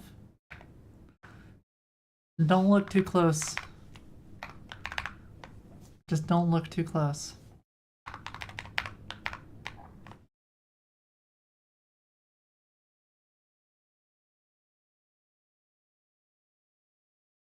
So whenever I lay out the pieces, I need them to be smaller or something.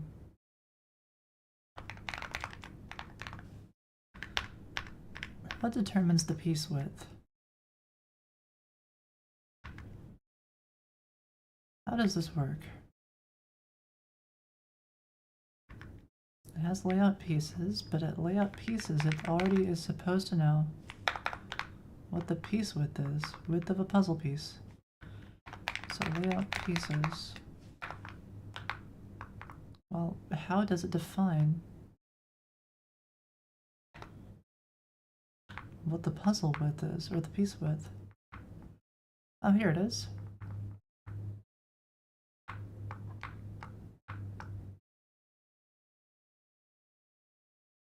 Wait, no, that doesn't make sense. Hold on, how? Layout pieces, and then we have calculate piece positions. Okay, that's what I want, right there. Piece width comes from whatever the hell this piece width is, which comes from puzzle layouts, which comes from puzzle layouts. Here it is. Max picture size. This was fixed by shaking my spare keyboard at the screen yelling, "Work, damn you." Magic keyboard dance is a well-known technique for fixing bugs. Can't divide by more than 2 here or the client freaks out. What?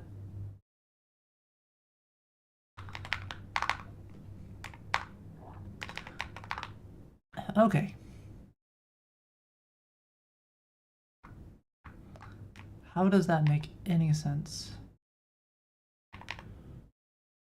Max picture size divided by the largest dimension, which is the max between the width and the height. Huh? I don't understand. Find best puzzle layout. Calculates the number of rows and columns needed to reach piece count pieces in as close to a square as possible. You know what? This can be improved.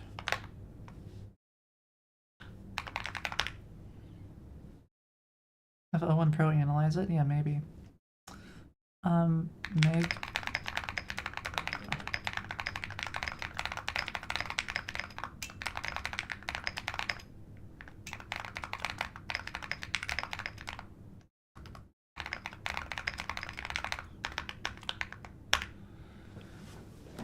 Alright, I gave it my code. Hopefully now it will come up with a better algorithm there. Why swear at it? No, I wasn't swearing at it. I was saying that my code was shit. And it should come up with something better that is not shit. Alright.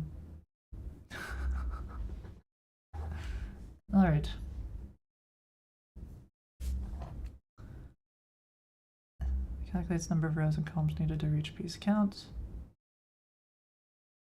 So how does this work, and how is better layouts? Sure.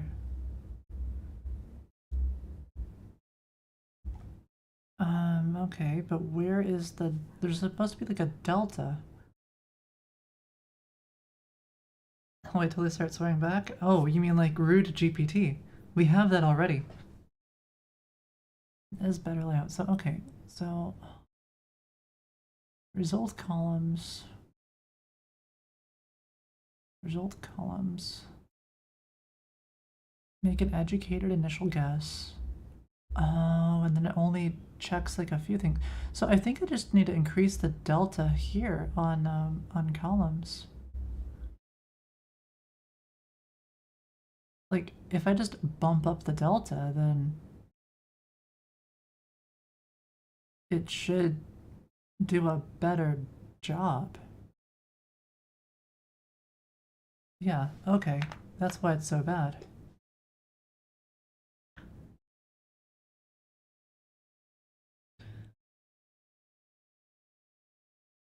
Oh, you mean like without a root GPT?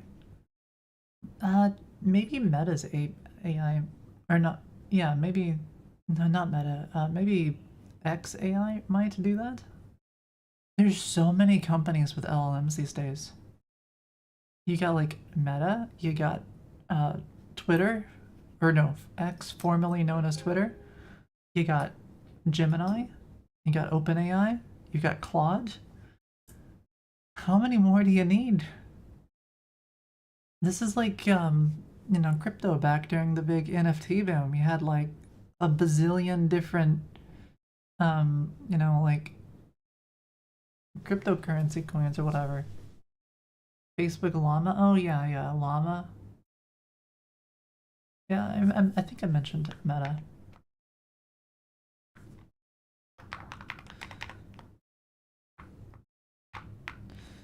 So okay, it has width, it has height, it has an aspect ratio.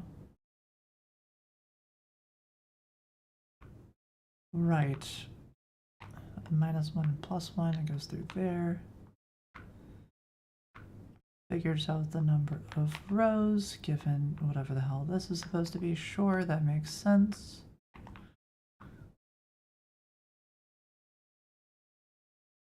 How does this work though?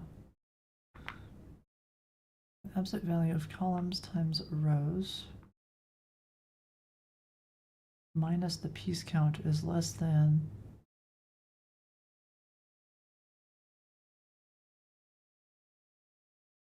I see, so it's just comparing the delta on the piece count. So it's just trying to get as close to the piece count as possible. But I don't think that's guaranteed to make the pieces as square as possible.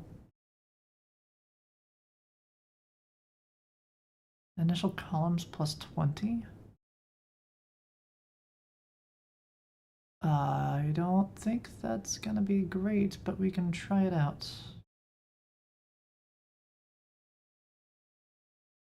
Howdy, Syrup. Given a width and height. Okay, that makes sense. What about score? What kind of score is it doing? Stuff. Use ratio. Oh yeah, right, yeah, because we care about the width and the height of pieces. Closer to 1 is better. Yeah, so shape diff is what we want. Piece diff, okay. Shape diff is heavily weighted. Yeah, that makes sense.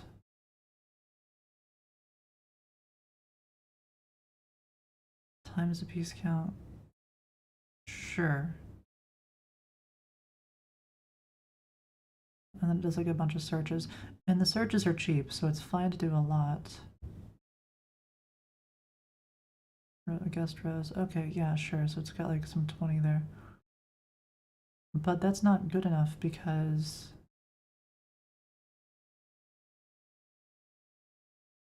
that doesn't make sense.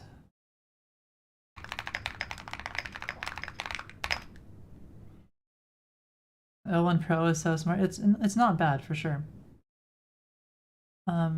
Okay, so it messed up here. So you've got the number of columns, right? But the problem is your piece count might be small, right? So if, like, let's say you've got column start, math.max of 1 and this. Okay. So you're making sure you always have at least 1 Sure, that makes sense. So while 1 is less than or equal to column end, which is going to be like whatever the heck initial columns is, let's just assume it's 1. That'll be like 20 or 21, somewhere really high. But if I'm only playing with 10 pieces, we're trying to do columns that have more than the number of pieces. It doesn't make any sense.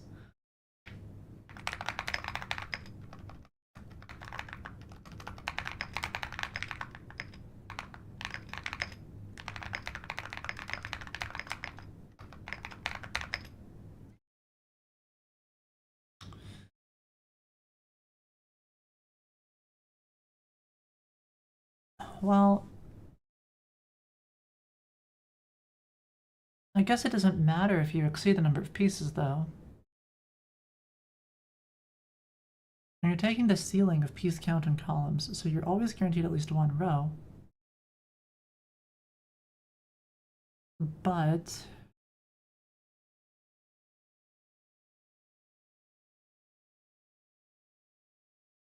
you know what? It might be fine. It might be okay.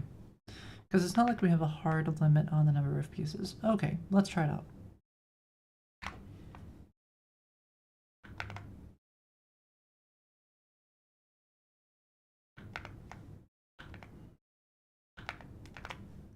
Yeah, we'll include the comment as well.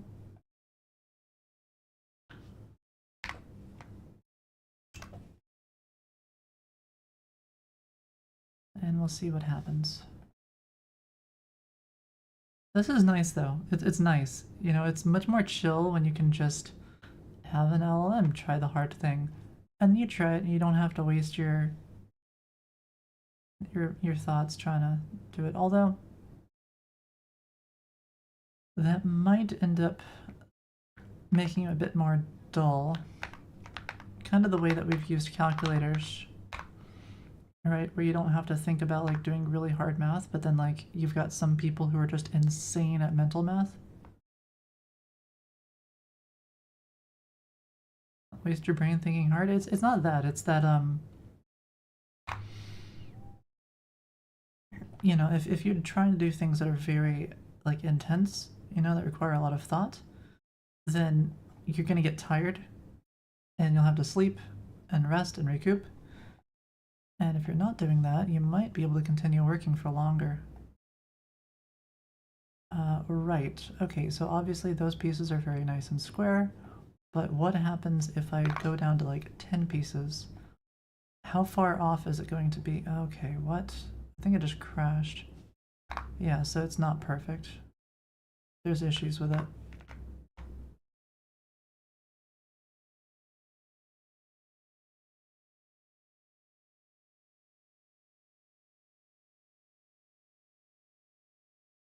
Closing room. I might have to debug this. So if I go here again and we say 10,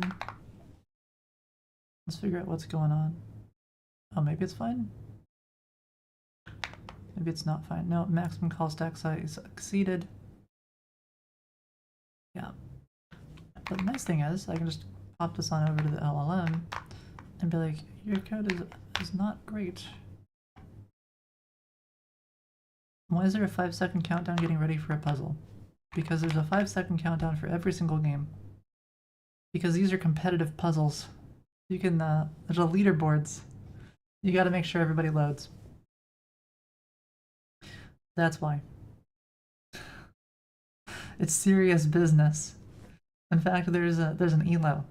So you've got like the best players, right? You gotta make sure that everybody can load and whatnot. The puzzles are a CPU intensive to cut. Puzzle tournament, yeah, you can do a puzzle with like 100 players. It gets quite competitive. Okay, what the heck is going on here? Why is this freaking out at me? Oh, right, yeah, because it errored out and it's still thinking. So, okay, what happened?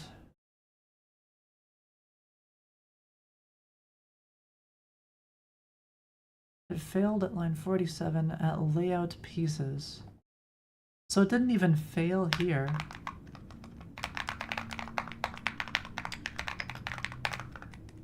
but I do want to know what it decided was the best, because that's going to give me some idea. So we'll set it back to 10. Hopefully it will tell me something. I do find that O1 Pro is fairly useful at solving bugs that are simpler, right? You wonder if Anthropic will come out with something to compete with O1 Pro? I mean, it's very heated right now. The LLMs, like the best ones, are changing like every couple months. That's kind of wild. Okay. Ranger indicates there's likely an unintentional infinite yada yada yada, killing itself repeatedly. Happening within layout pieces. Yeah, I already saw that in the stack trace. Ensure layout pieces is a clear base case. Yeah, I know why it happens.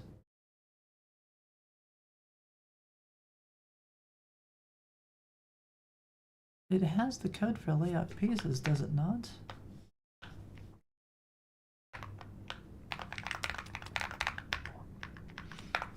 Yeah, it does.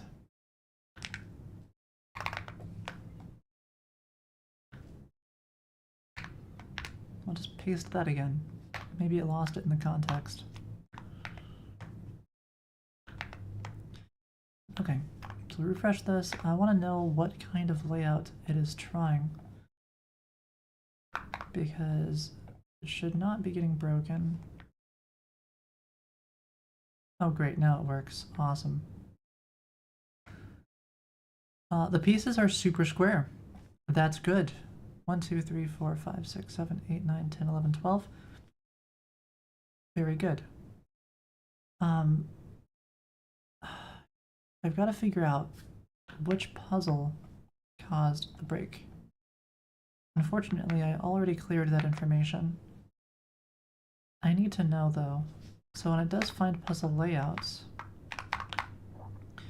do I have information? I don't, do I? The width, the height, and the number of pieces. Okay. I need to know which puzzle is being used, because then I can like save it and I can always run that puzzle and I can just break it over and over again.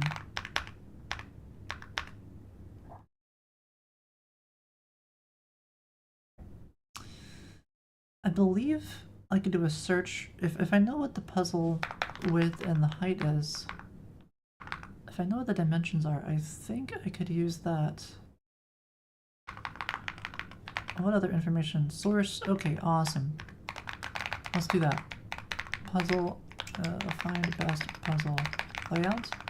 And let's just include puzzles bracket I. Let's restart the server. Okay, so now what we're going to have is we'll know which puzzle it is. And from there, I can reproduce this over and over again. The problem is figuring out one of these that breaks.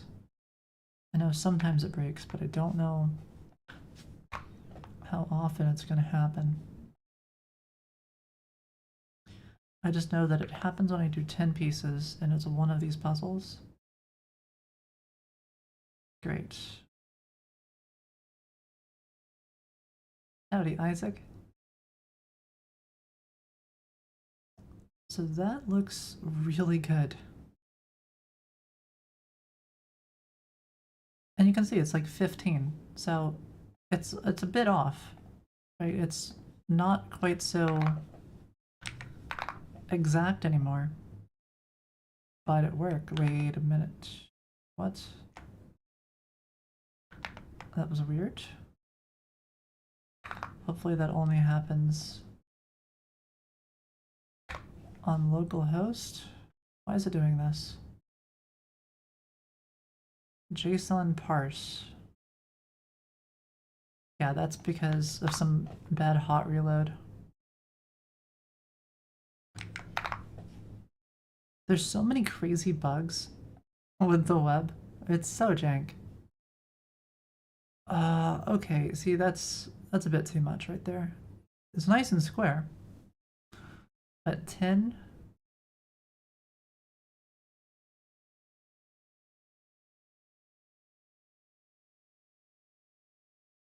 It's like 24. It's so off. Okay.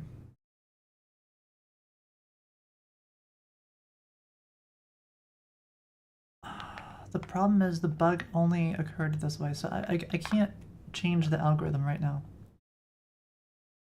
Because if I change it, the bug may not show up anymore. They're just gonna have to keep making puzzles over and over repeatedly until one of these breaks. I know one of them will break. Oh gosh darn it, why is it doing that? Why is the hot reload going all crazy?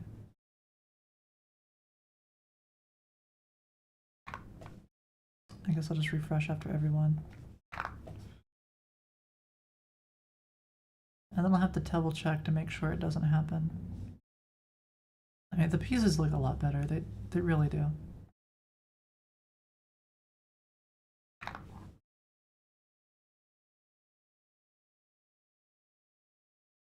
Okay, that one's fine. Maybe I should save this as a preset. We'll just say random 10.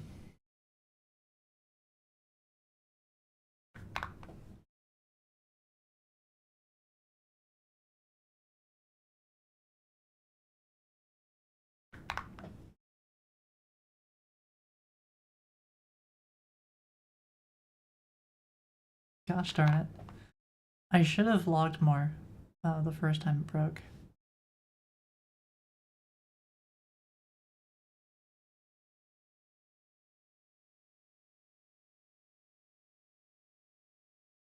See, now it's working fine. Gosh darn.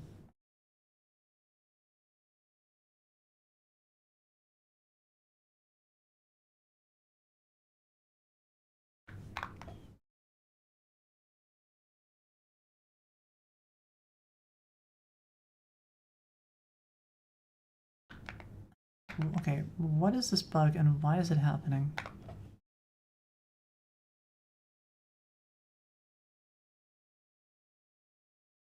So if I do this again, it's failing because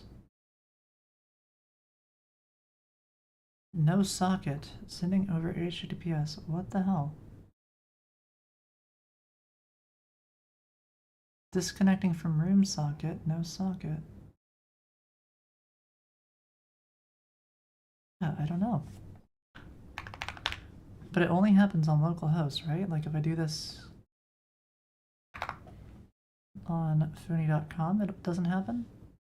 Is that right? Like that worked. Let me do it again. Let's just save it as random 10. Makes it easier for me to do this. Yeah, that worked. That worked. You can see how bad it looks right now. The pieces sometimes are really, really far off. So we're going from this is what it currently is, into like the pieces actually being nice and square. But yeah, it's working fine on the live server. Doesn't break. Okay, so there's something weird going on with like my home network. Good. I just want to make sure this doesn't show up actually on the live site.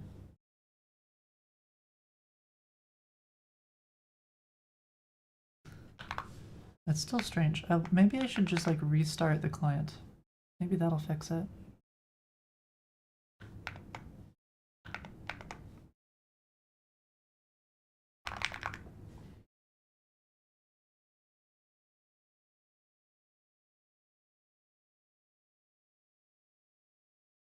Come on, I just want it to break once. Yeah, it didn't fix it. That's so weird.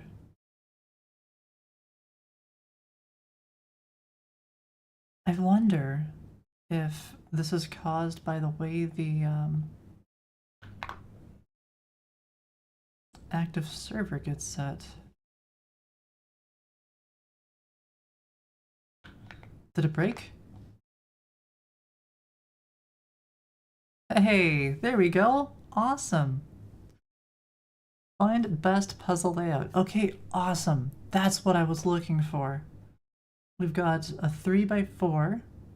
I have the image here, and this is gonna break it every time. That's exactly what I was going for. So let's go back. And now I can break the server every time, guaranteed. That's what we're going for. So what is this puzzle and why is it breaking?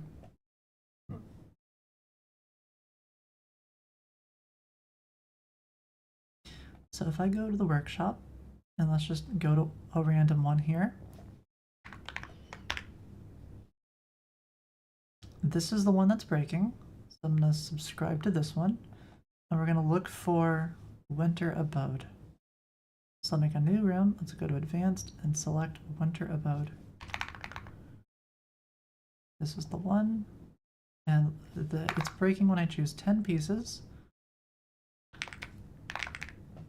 Say break.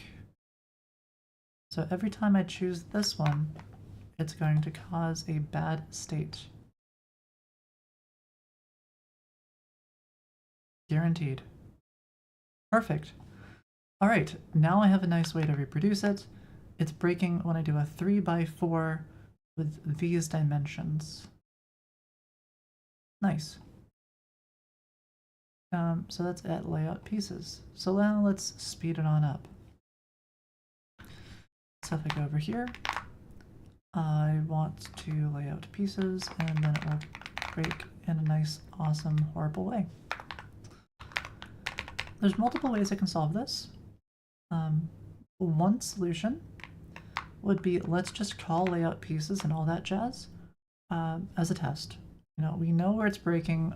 We set something up the other day with a nice test for, I believe it was 4 in a row. It has this nice new way of creating a factory where I have an instance and then we can call functions on it and all that fun stuff.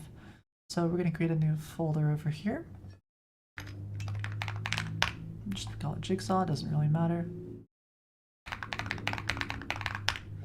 And that's exactly what we're going to do. Very nice, very simple. I do want to simplify the boilerplate in this code. It's just still like a bit much. Let's set up Jigsaw game. What are we doing? We are breaking stuff and unbreaking stuff. Today is a bug fix day. We're doing achievements. We're fixing some of the Jigsaw things. We're making it polished, making it nice. So yeah, that's the goal. There's a lot. Like I fixed this crazy bug earlier with Jigsaw where you'd move a piece and then it would snap back to its previous location. So that's fixed, and it was solved by O1 Pro and LLM, which is kind of surprising. And then the pieces, they weren't very square. So before, it was like the following. If I make a room, you can see they look rectangular, right? These are very wide, they're not very tall. So that looks gross. It's very close to 10 pieces, which is nice, because I said I wanted 10 jigsaw pieces. And there's a 1, 2, 3, 4, 5, 6, 7, 8, 9, 10. But it's not very square. So we had O1 Pro, again, come up with a better algorithm to make the pieces very square. So now they're like guaranteed to be square. But we ran into another problem. The new problem is that like certain dimensions cause an infinite recursion and it causes the game to not work. And that's not good because I've got to make some adjustments there. Right, so you can play Jigsaw, you can play with your friends, you can see everyone's cursors, you can play with like 100 people, you can upload your own workshop items. It's a really awesome Jigsaw game. It's something I'm super... Okay, you know what? Hold on. That is gonna get this person banned. 1 second. Hold on. Technical difficulties. That's the internet? Yes? Well, you're not allowed to do that. We are deleting that, and we are banning this person. Okay. Update bans. Yeah, you're just getting banned.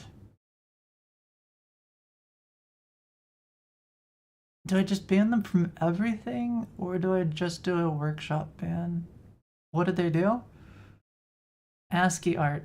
They did ASCII art of things that you're not allowed to do on Foony. Showing his ASCII art skills. I'm sure he was. I'm sure, you know, it took a lot of skill to Control C, Control V. We'll ban for 7 days. Workshop item ban. Not allowed to upload NSFW stuff on Foony. Please don't do this again. Alright. Workshop item ban. Y'all just missed it. I saw somebody upload a Jigsaw puzzle on Foony. Also, howdy Algo Bro. How's it going? And Robotic Head. It's just the beginning for sure, but somebody managed to get around the filters that we've got in place, and they uploaded like an ASCII dick pic, which was definitely something. What's the backend of this app? Backend, it runs on Kubernetes. There's 2 clusters. There's a checker, which checks every minute for cluster uptime. So let me see, actually. We have a nice way of seeing if any clusters go down. You did chuckle? Yeah, no, it was good. It was good, but you're not allowed to upload that on a site that is primarily geared towards like kids, okay? Like the majority of our audience is like younger than 18. We can't have that stuff on there, okay? All right. Jesus. Gonna like get me on a list or something. Okay. Oh, also, I found out I was a dummy. So a few days ago, I said KV wasn't, I couldn't find KV. I had a hard time deleting it. No, it was not hard. It looked like it could have been hard, but it was actually quite easy to delete. Your co-stream worked pretty smoothly? Nice. Yeah, I'm doing that right now actually, Algo Bro, thanks to you. So there's this ATEM multi-stream thing that I'm using. Pretty nice plugin so far. I'm liking it. So I'm doing a co-stream on YouTube.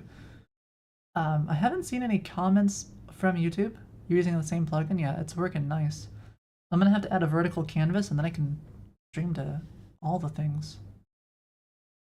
You're also using the same plugin? Okay, apparently that's the one to use. Yeah, I saw the ratings on it. I was like, oh, this is interesting. Right, so what I wanted to show is if I go to workers and pages and I go to this active cluster updater, this thing here tracks uptime. You're not using the plugin? What plugin? It's for OBS if you're a streamer. It's called ATEM Multistream. It's a new multi-stream plugin. Right. Oh, well, hold on. I wanted. No, I can't. I was gonna check my my market again, my currency market. Oh, you want to see this, Algo? Here, let me show you. The trading I've been doing. I'm kind of out of gold though. I've been trading too much. But I can show this real quick.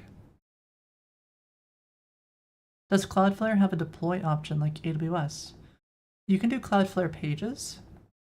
So that's what I use to host the front end of Foony. I like Cloudflare pages because it's free for now, until Cloudflare goes after me for being a big user. So hopefully that stays a small user for now. And look at that, something finished. Nice. So now we have 228 exalts. Oh yeah, that finished earlier, but I can't really list these. So now what I would do is I would list these for regal orbs, and I would be like, I want 6. So I'd be like, let's do 200 exalts and give me 1200 of these. But you can see I don't have enough gold to do the market thing. Ah. So after stream, I'm gonna play a bit more and then get some more gold. That's amazing though. Yeah, so my current trade that I do is exalts into regals, right? So then I would take the 1200 regals and then I would be like, okay, give me chaos orbs. And then I would look at the margins. I'd be like, okay, you know what? I could probably get away with the same thing. Let's go 1200 and let's do 200. So I would then do this one, and that would turn this into 200 chaos, and I would come over here, and I'd be like, okay, now I want exalts. The current margin looks like I can probably get away with like 1.8. So let's take 1.8, so that's gonna be like 360. Boom. And that's gonna convert my 200 exalted orbs into 360. Triangular arbitrage, absolutely. And that's how I make shit tons of currency. Somebody asked for push-ups? Oh, they did? Okay, hold on. Where's... That's the hottest thing you've ever seen? It's fun. This is why whenever I play an MMO, I have tons of gold. Where were the push-ups? 18 plus section, workshop. Oh, good bro, read. I don't see the push-ups. Oh, somebody asked for push-ups. I misread your thing. Okay, so if I look at error logs, okay, maybe not error logs. How about not that? Select key, and then this would be level. Includes. I think we don't have any. Let's do warn, add that filter, and let's set this to the last 7 days. So here you can see my down detector detected a small 2-minute outage on December the 14th.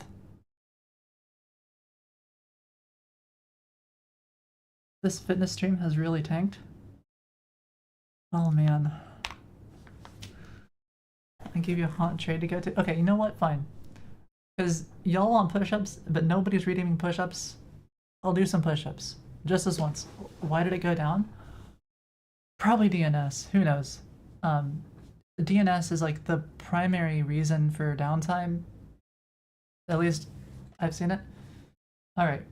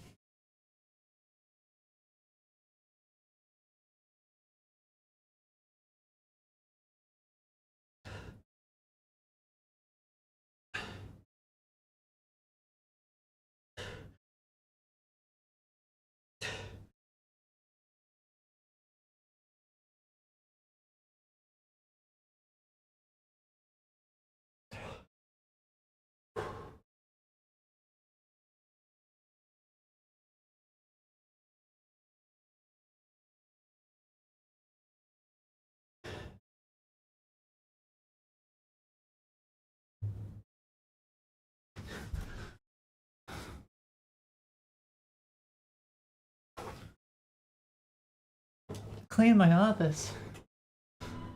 It's a work in progress. Oh, come on. Oh, now you do the workout things. Now you do sit-ups and leg raises and push-ups.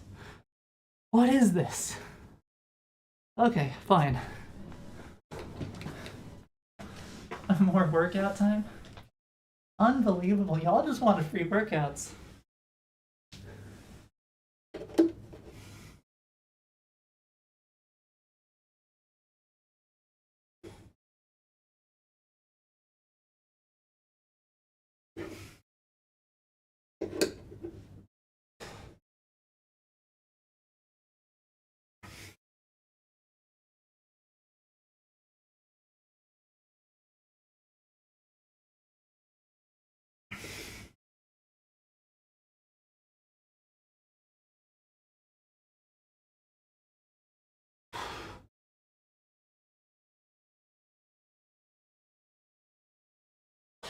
Congrats on your new six-pack.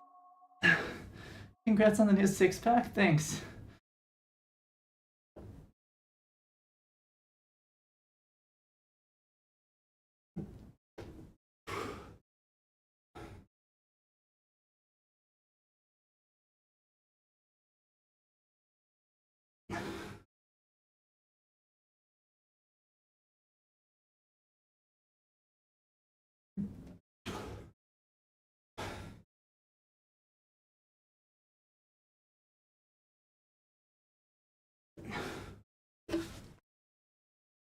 All right.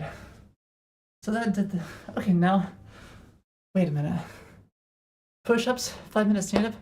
Good God, how many did y'all redeem? Okay, so we did the sit-ups, and now we're on the push-ups, and then this. Oh God. Okay. I already did like how many push-ups? My arms are like jelly.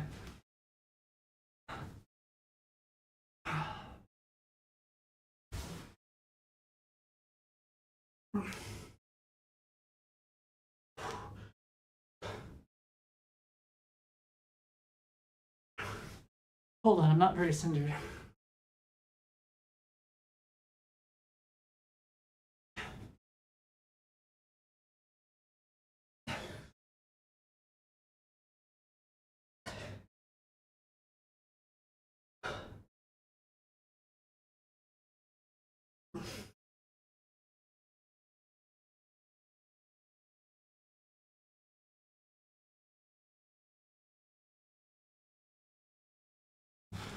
All right, that's push-ups done, and there's a stand-up after that.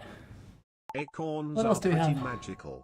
They start out as food for small critters, then they become little trees, then those trees become homes More for small sit-ups. critters, then those trees drop leaves that become shelter for little critters, even when the tree falls and dies and gets buried and becomes... Unbelievable. Feeling strong?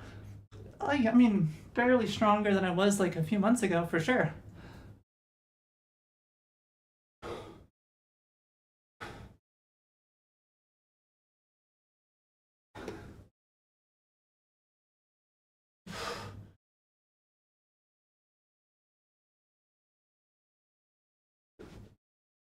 Even when the tree falls and dies and gets buried and becomes coal, it becomes food for mine gobblers. It's the never-ending cycle. The never-ending cycle, huh? Thank you, Senpai. Wait. Push-ups? Are you kidding me? Okay. More push-ups? Okay.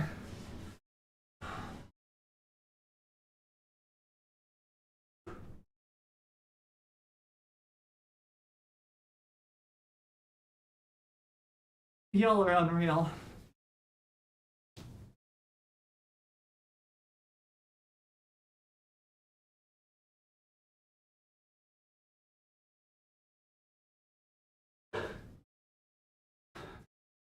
God. Alright, we'll do halves. We'll do the easy ones.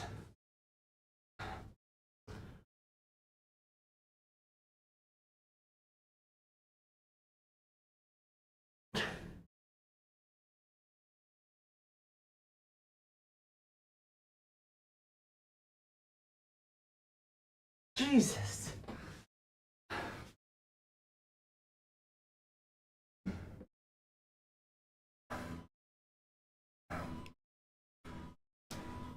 Need a beefy acorn? Yeah, okay. Whoa. Lighting is going crazy. Alright. Stay. Alright, there we go. Great. Multiple sets. Jesus, okay, did we get through all of them? Finally. Alright. Getting dizzy? No, it's still too low. Hold on. Technical difficulties with the lighting.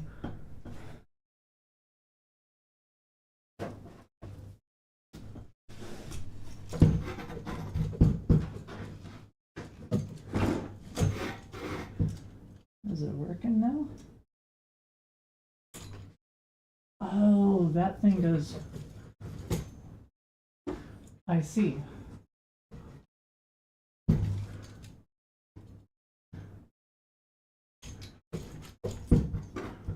Okay, maybe that will work. I missed the push-up. I saw the 5-minute stand. Did I miss the push-up? Oh well.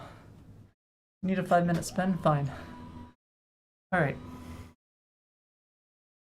There. There. There's a spin. Alright. Back to the code. Finally. So, right. We got rid of that workshop item. Good.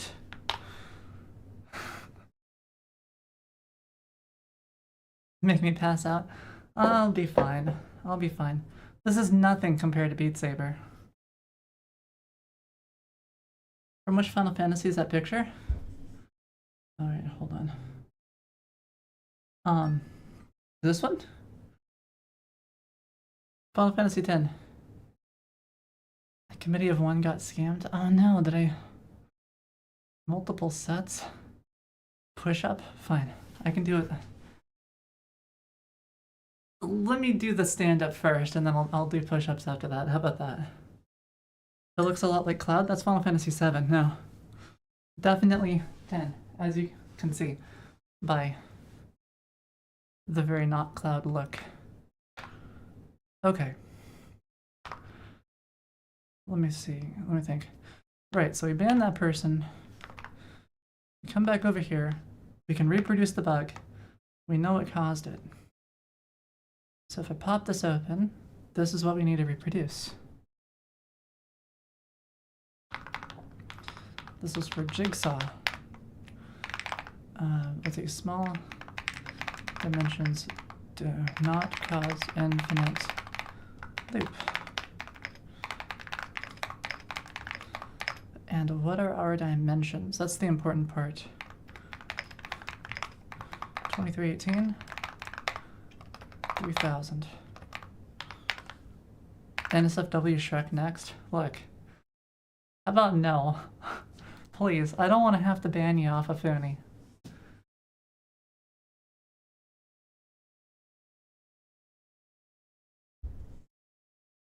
Epic has a free game for the next 30 hours? Yeah, but it's Epic. Come on. I just use Steam. Howdy, Regalia. Alright, so this is the URL for this image, but we don't really care about that. It breaks when calling layout pieces. So now we need to set up the Jigsaw game. So this isn't 4 in a row anymore, this is a Jigsaw type.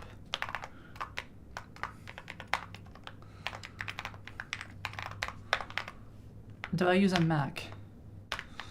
Something like that. O1 Pro time? I could probably use O1 Pro to get everything massaged in there and make it all work. Or I can just do it myself. This is simple. I'm just going to do it myself. Easy enough.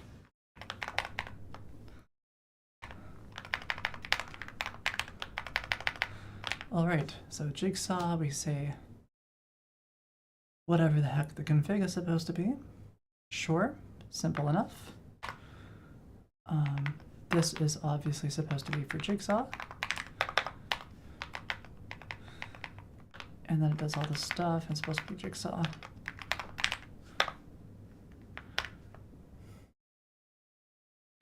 Which I could probably improve.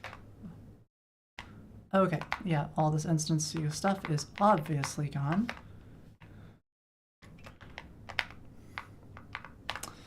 Get team turns. We don't really have team turns, so we don't really care now, do we? Instead, I really just want instance dot the like init stuff, which I believe already happens automatically.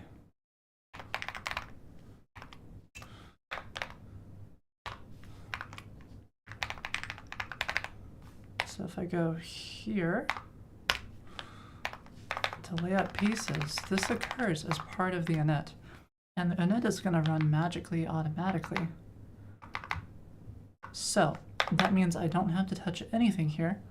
It's all good, as long as my config is correct. So I say that I want 10 pieces.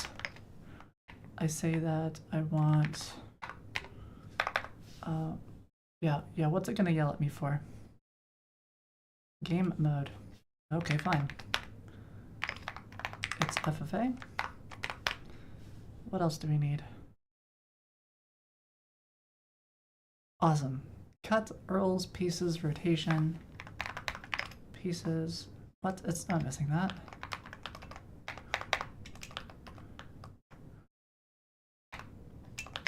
It doesn't have pieces. It does have rotation, which is going to be false. We don't support rotation for this. Layout is going to be clean. That's where it breaks.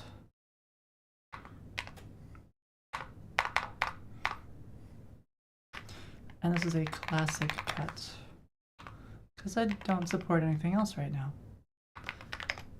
But what I also need is I need a workshop item IDs. So I need, oh, how is that gonna work? That's not gonna work. Because the problem is, the test doesn't have access to any real data. Which means the only way that this works is if I actually push to Firestore, like the fake Firestore, and I say, hey, you got like this fake workshop item with this fake ID.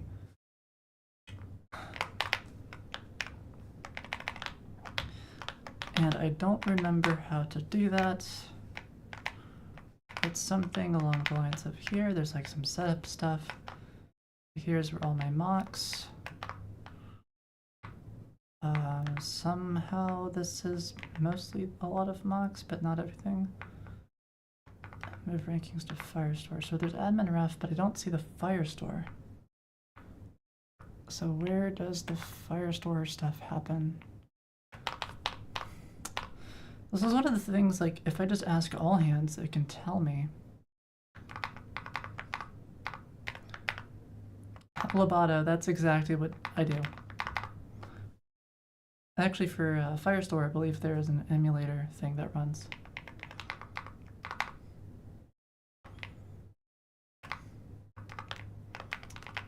Yeah.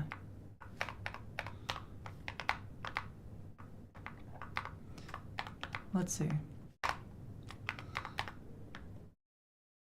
So really, we don't expect anything. We just expect it to not crash. So we're going to do it.only. Do I have any examples of using Firestore in other tests?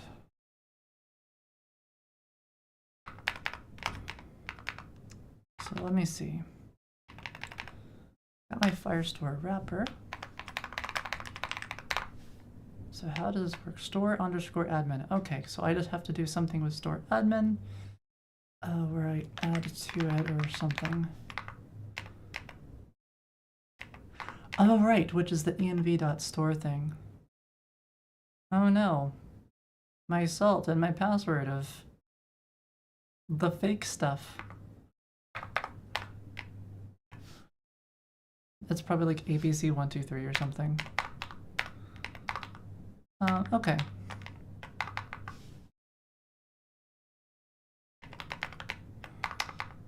So if I do env.store, I could do something there. It's Firebase? Yep.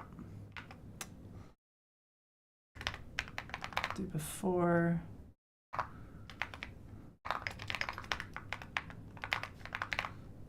This is the fake one, so we'll just do workshop items.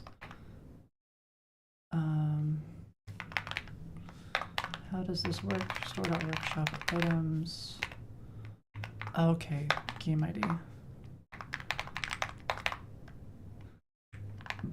And then we have to add some fake thing. We set it up. Easy peasy. So what exactly do we care about?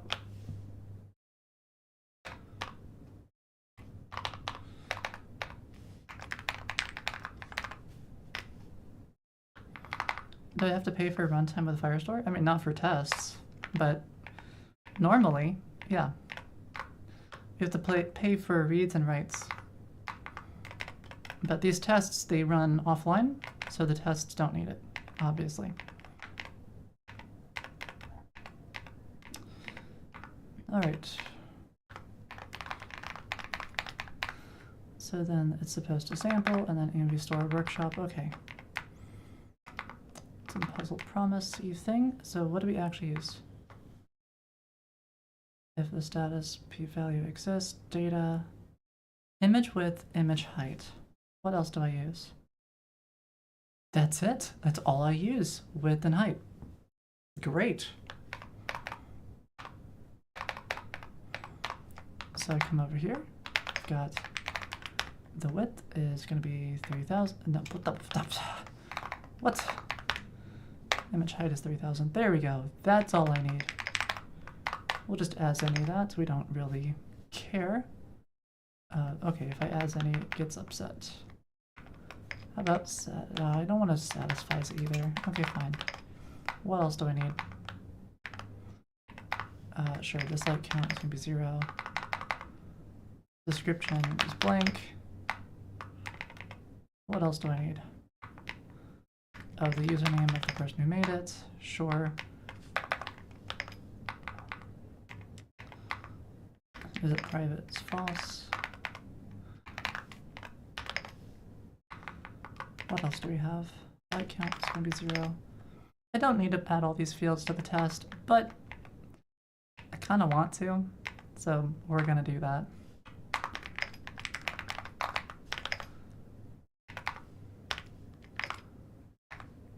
Yeah, sure. It was created by user ID 0.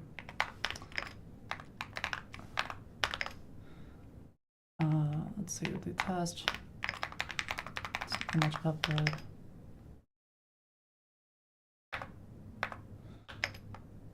What else do I need here? Locale. I guess I could do that.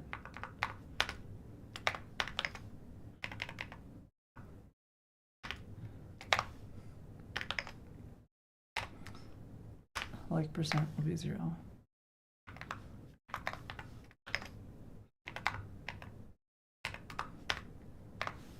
Okay. Oh, you get charged if you don't use the database? I mean, you get charged for storage, I believe. Your typical stuff, you know. All right. So I think it's been about 10 minutes. Time to do the last push-ups. I'm not going to make it all the way go all the way down. Put that back up there. Great.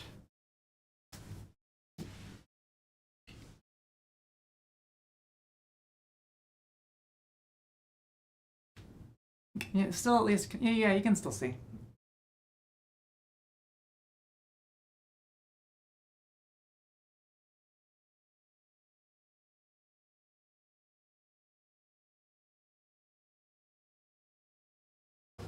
Jesus. I've done so many push-ups today now.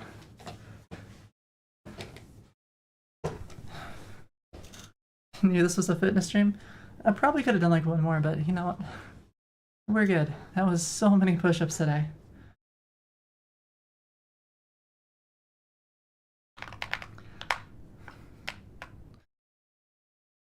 You'll get there next time.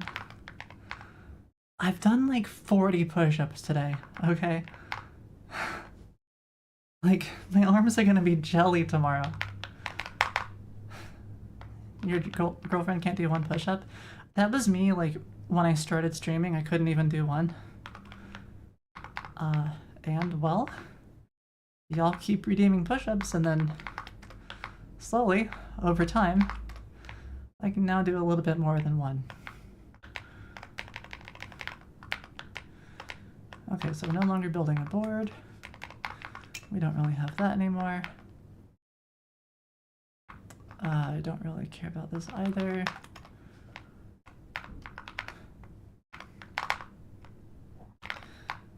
That's basically all I need. Just set up a game. The workshop item ID, that we need to have that though. So when I call add, it returns something. Something. What do we have here? Pull-ups are a pain. I suck at pull-ups for now.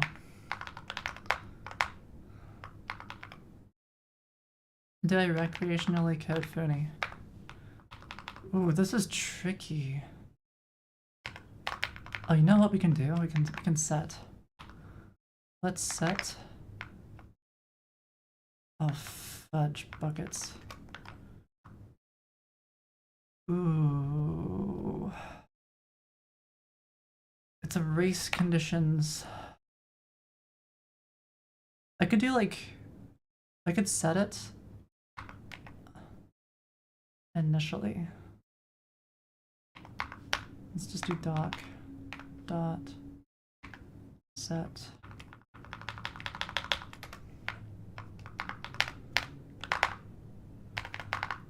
Yeah, foony is kind of my job. Kind of made it, you know, like it makes me some money. But it is what it is. It's recreational. Like I don't make much money. I made too much. So I kind of live off of my investments and other stuff, right?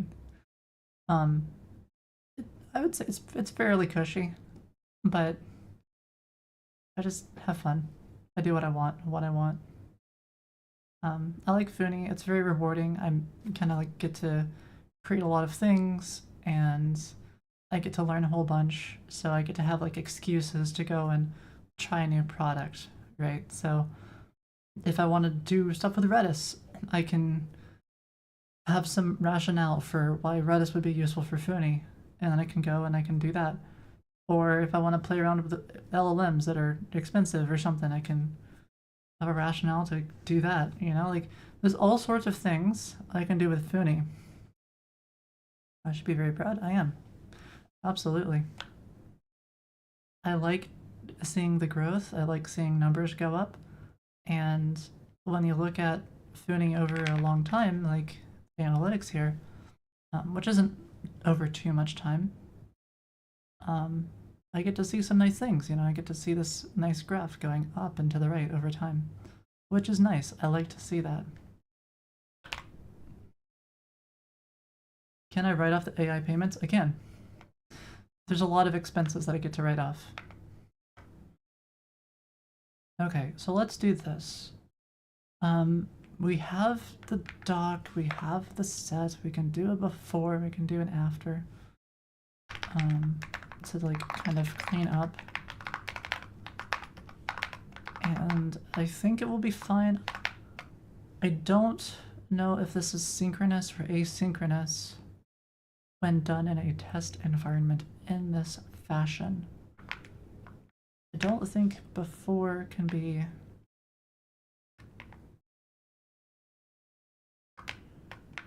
async. Maybe it can. Like, can I just await this? Maybe I can. Maybe this is fine. So then we can have like a workshop item ID that's unique for this. So let's just say that this is a Jigsaw workshop item ID. Let's call it Jigsaw workshop item ID. Very unique, very special. Howdy, standard. How did I decide what I wanted to, that I wanted to quit the enterprise world and work on my own stuff? Well, I was under a lot of stress at the time, Spirit, right? Like, I had moved to a new state. Like, I had, like, entered like a, I guess like, towards the end there, right? I had become single. So like that was stressful because my mom was dying, and and I wanted her to know that I would be okay, right? And I wanted to help her out because she's like had like mental conditions, right? She'd had like a lot of brain tumors, so she was like very, very disabled. So I wanted to help her out. I'd moved to a new place. I was single, so I was looking for someone. Still am, but it hasn't really changed. But I was under more pressure back then, right? I was working a difficult job. I didn't have autonomy, so fairly stressful. And I decided like I need autonomy, and yeah, I left. I started my own thing. And I was also trying to start up a business, right, so that I could get out of the 9 to 5 trap. So eventually, I decided, okay, I've got enough of a runway here. It's time to take a leap, and I think I can do it. Because like I had done it initially back when I was in college. I When you're in college, it's a great time to like be entrepreneurial and try new things, because like you've got your tuition, whatever. As long as you can afford to stay in college or whatever, you've got a lot of spare time apart from tests and whatnot. So like summer vacation, winter vacation, those are excellent times to like build something. So that's what I did, right? And I was getting like 4, 5, 6K a month at the peak of it, which was decent money for somebody in college. And this was like 13 years ago, somewhere around there, when this was happening. But I was a dummy. I did things that you shouldn't really do. And I got sued by a massive company, rightfully so. They were completely in the right to sue me, but it wrecked my revenue. So that kind of put a damper on me being an entrepreneur for a while. I had to go and I had to find a job. So I did that, and then I got a big nest egg, and then did my thing, and now it's going pretty well.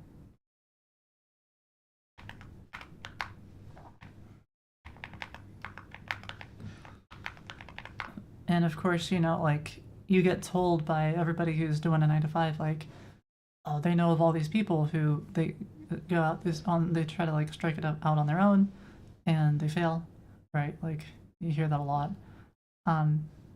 But you just have to keep trying, and you have to be smart about it, and eventually you'll get there. Maybe. All right.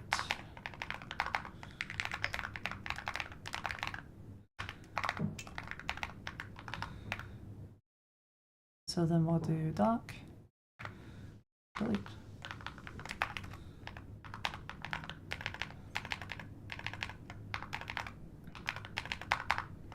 Hardest, yeah, I still think about her like every single day. You're afraid of failing? If you feel like you can't mentally afford to fail, there's nothing wrong with doing 9 to 5s and being like average and normal, right? It's the easier route, 100%. Like you don't have to work as hard, and you're like guaranteed to not completely fail. You just invest in index funds like VT Sacks. There's a couple other like ETFs you can invest in, which is pretty safe. And you just do that every year. Compound interest will take care of the rest, and then you can retire a good life. So if you're really afraid of failing, you don't have to worry about it. But think about this. Most people are afraid of failure.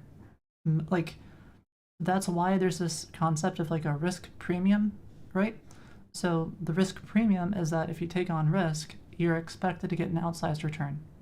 So most people, if you offer them $1 if they win, or like they have to give you $1 if they lose, for flipping a coin heads or tails, they won't take it, right? There's no reason to, because it's like a 50-50 chance, except for addicted gamblers who might take it.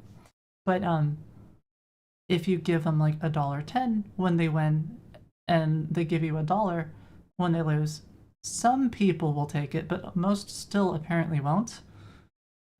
Maybe they think like, okay, the coin could be rigged, but then you've got to think about the likelihood of it being rigged. Probably not very high. So I would take it, but most probably wouldn't. But that's the concept of like a risk premium, right? You have to offer an outsized return. Acorn's a gambling addict. Actually, I don't find gambling fun at all, because the problem with gambling is the house has like, there's like house odds, right? So if you put in $1 in a machine, you're not expecting $1 out. You're expecting like 80 cents out or 90 cents out.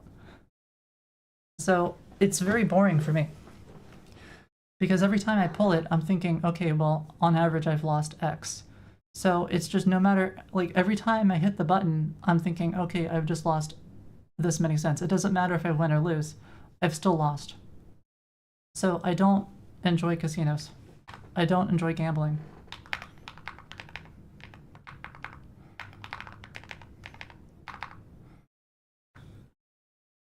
Risk is also a privilege that not everyone has. This is very true. Like, if you don't, you know, like, if you can barely make ends meet, you can't afford to take risk, because you can't afford the loss. Kind of like if you know, are missing insurance, right? Like, if you don't have enough money to cover it in the event that you don't have insurance, well, unfortunately, you may need insurance, even though, on average, you'll be better off without it. What did I say to invest in? For most people, you should just invest in ETFs, like VTSAX or something, right? So it's a like, this is not investment advice, but typically I like to go towards ETFs, and you put money in and you never take it out.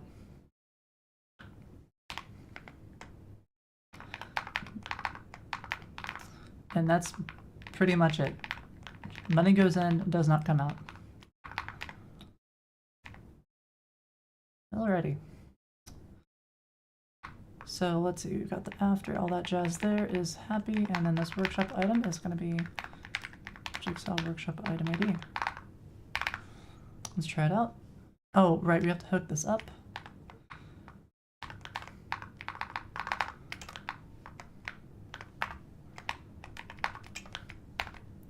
So this would be checkers comma space. Okay, and this is Jigsaw, and then we go over here. If you want to gamble, just go buy some 0 days. Yeah, you can get like calls or puts or whatever. Some 0 day option, which is, oh man, I don't. People do it. They do, and they make or lose lots of money. I think that's kind of dumb, but some people enjoy it. I kind of enjoy the other side of that. I like supplying those kind of options. I like to supply it where like the theta is like the really big value that fluctuates a lot. But the problem is you'd have to kind of set up like a trading bot for that, right? But you can sell options. You don't have to be buying options. And then you profit off of theta.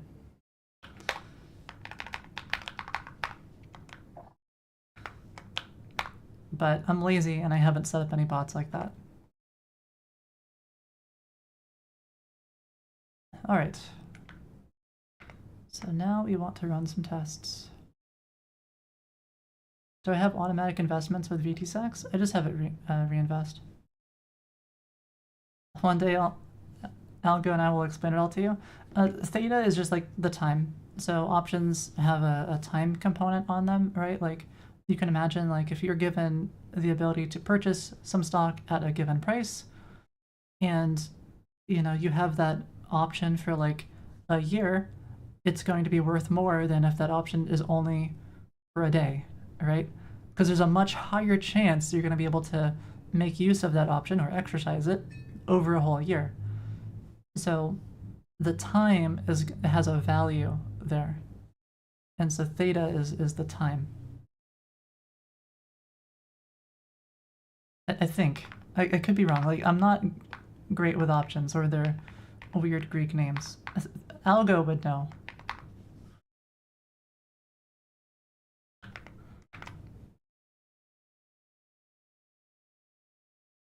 Theta is correct? Yeah, I thought so. Okay, so 0 small does not cause an infinite loop. Piece grid is declared, but its value is never read. Wait, what? That is on Jigsaw index. What line is this, 94? Oh, right, yeah, we added this and then we never used it. Is it time for more push-ups? Absolutely not. I've done so many push-ups today. Y'all are unreal. No. I'm sore. Do I use Vanguard for VT-Sax? I used to. But I think I just use Chase right now. I saw your Sen. Oh, thank you, Sen, for that. Yep, absolutely. 100%. Okay, what do we have now? Import, oh gosh darn it. Okay. I should really make it so that the tests don't fail on these really tiny things. So Chase Bank does VT-Sax. I mean, Vanguard is where you typically go for it, Dark Sky. It's just I have all my investments under Chase. Or most of my investment. Not everything, right? I do like to diversify. Okay. It works. No crashes. Why? What? Best puzzle layout 6-4. That doesn't make any heckin' sense. 6x4, that's 25. It seems like the config isn't being passed in properly. How's this possible? Let's set a breakpoint and debug this.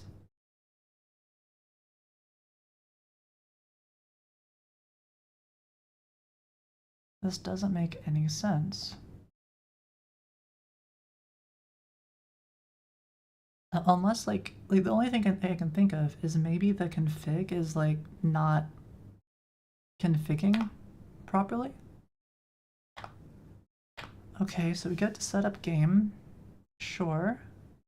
And it's gonna do all this join room stuff. Oh, you know what we should do?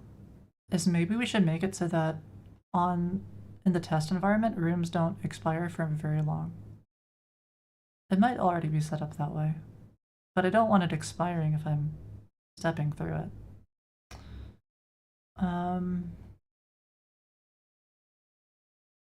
Okay, so then it goes through, it updates the public config, everything should be happy. Let's go to that Jigsaw utils that we have. It's gotta be something. Find best puzzle layout. So it must come in here. So when it comes in here, it has a width. That's wrong. It's not 4096. 272, that doesn't make any sense. Piece count is correct, but the width and the height is completely bonkers. How is that possible? Okay, let's go backwards and figure out how it's this thing. Puzzles bracket I. OCZ 5YT. That's not it. That's not it at all. Alright, take care, VR30. Okay, so something... How is this possible? Oh, I think it has workshop items. It must have not been able to find it, and then it defaulted to it's got like this offline list that will pull from, which is populated during like a build. It's like a big old list with all the dimensions for all the workshop items, so that it has less server queries. But that's what's happening. So it pulled it from there. So I don't actually need to specify a custom workshop item ID here. Because the list I have is guaranteed to include this particular workshop item ID.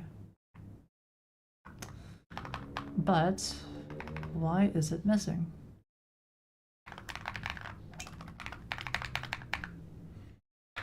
Query puzzles. Let's do this. Let's set it here and figure out. Let's just rerun this. Maybe it will tell me that I hit test. Okay.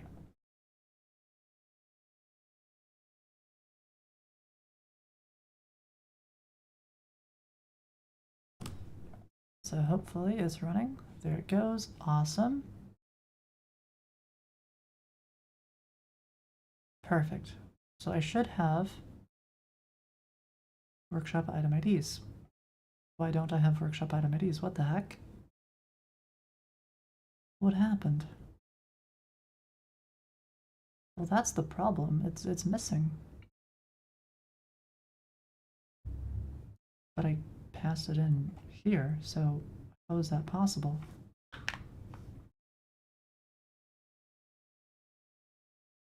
Setup game with public config. I have the workshop item IDs. If public config. That doesn't make any sense.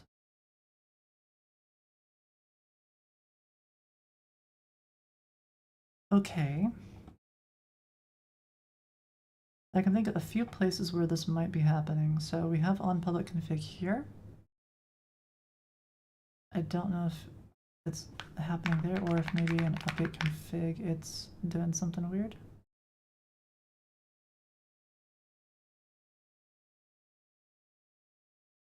So it's supposed to come through here. And I guess I can step through it. We'll try that. It should at least get to here.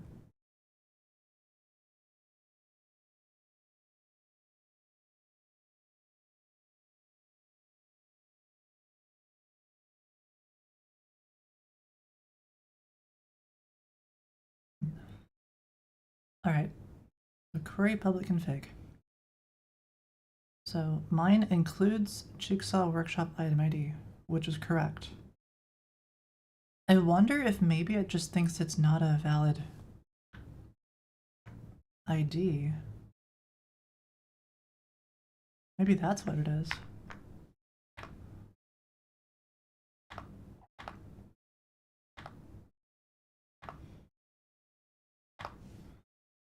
All right, so now we have game data with, we have one max workshop items as one. That doesn't make sense.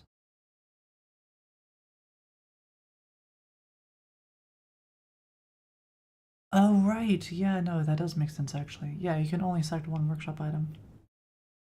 Which reminds me of another thing that we have to fix. Okay, so then it queries the workshop items. All right. So workshop items, where document and workshop item IDs. And so for some reason,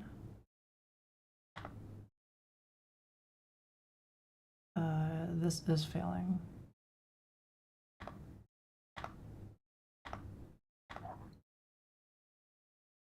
Heck. I see. So this environment variable here, this env.store, is failing the query, but it's supposed to be the same one.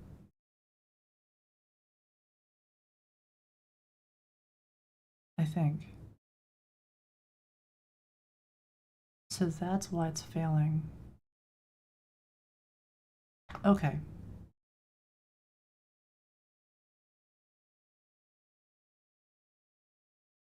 Let's take a look here. This env store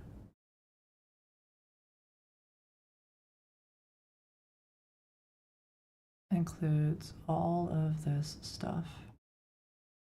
What's the prototype of it?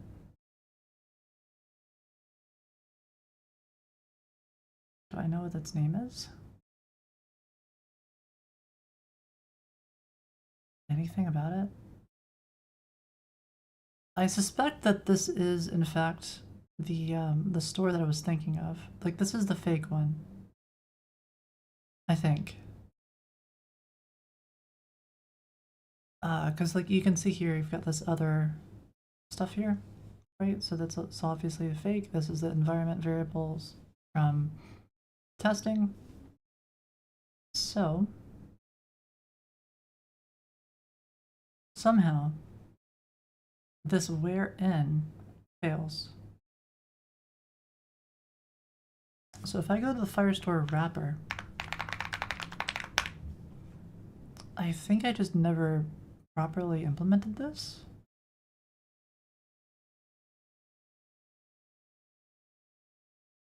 Maybe because I never needed it before. Firestore doc. Well, heck. Okay. Huh. Right. That's tricky.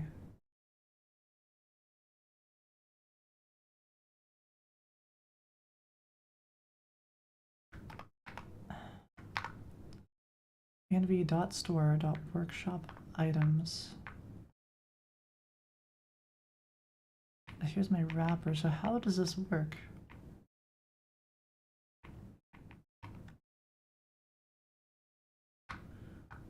Wait for pending rights, run transaction.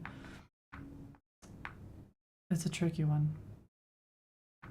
So it's just like doing whatever's normally there.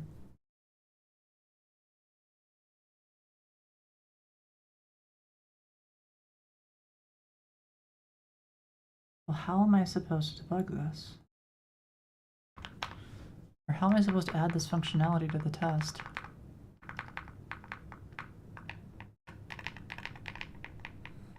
Because I know where it's failing. It's like, it's saying it's not there.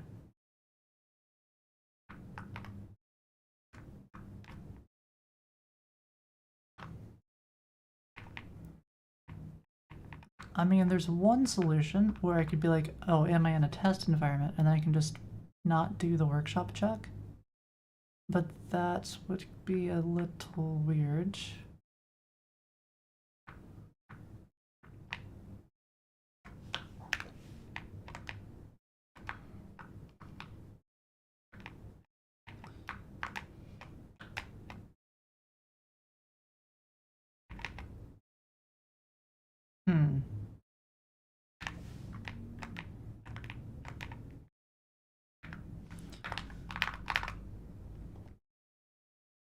I'm curious. What happens if I do this? Workshop item, and I do env.store dot workshop items, this dot game ID dot doc, and then I pass in the same document.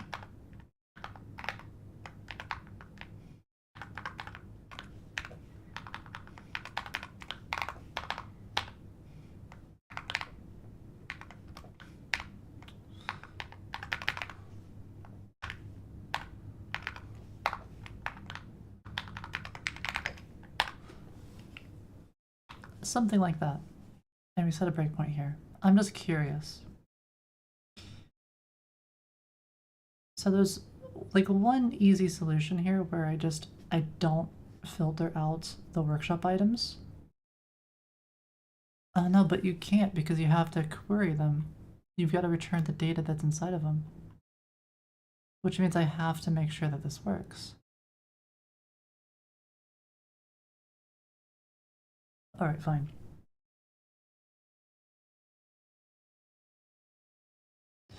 This is fine. This is fine. We have a solution. Okay, so if I can at least do the first thing, this workshop thing where I do like the .get, if that works, then even if it doesn't support the where, it's still fine. I still have a solution. Workshop item, sure, there's a snapshot. It exists. False. It does not exist. How does it not exist? Maybe this isn't running. Before Jigsaw thingy.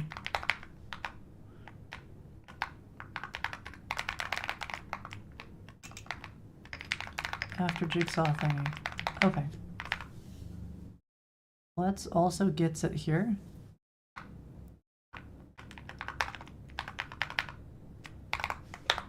So I'll do this whole thingamabobber and we'll go.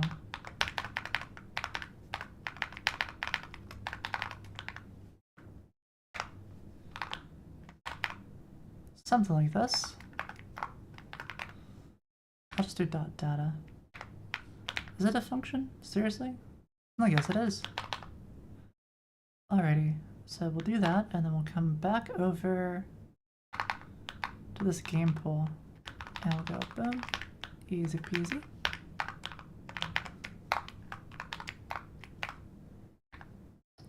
Data, perfect.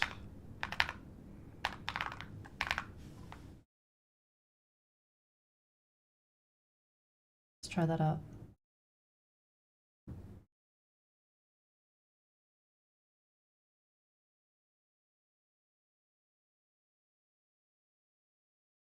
Alright, so we go through the setup. The config, sure. And at this point, what do we have? Before Jigsaw thingy, after Jigsaw thingy.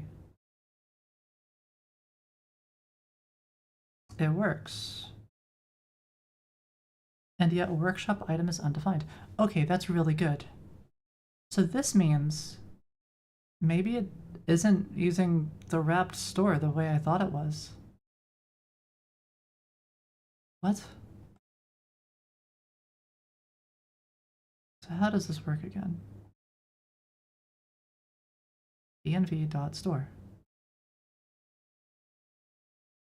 That makes a lot of sense. Or this could be running as well. Deleting from store.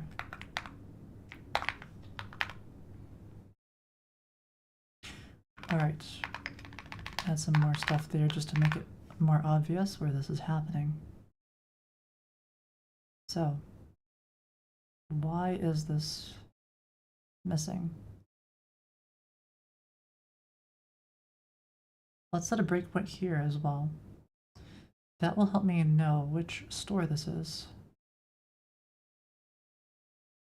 Actually, I have an idea. I've got an idea. Let's do this. So I know that index test ts, this one here, specifies a store on an environment right there, and it says is test and everything. Yeah, it's gotta be the same one, because you can see here I specified the super secret access key so nobody can get into my stuff. Everything is fine. So I should be able to just say store as any dot this is the store. Something just to show like this is the right store. Okay.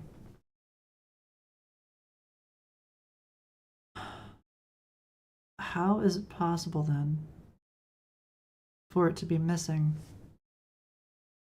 Unless there's something that clears it.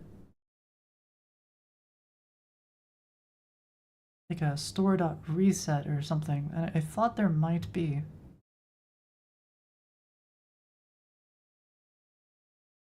You know what? There might be something that runs before each test that clears the store. Okay, so if I look at this one, This is the store. It's got the variable. Everything is good and happy. So then we run it. Let's set a breakpoint here too. Wait, what? Passing, failing. Okay, we got the passing and failing, but I didn't get what? Before jigsaw thingy, after jigsaw thingy, deleting from store. What? Timeout exceeded. Okay, let me just run it faster then. I might have set the breakpoint for too long.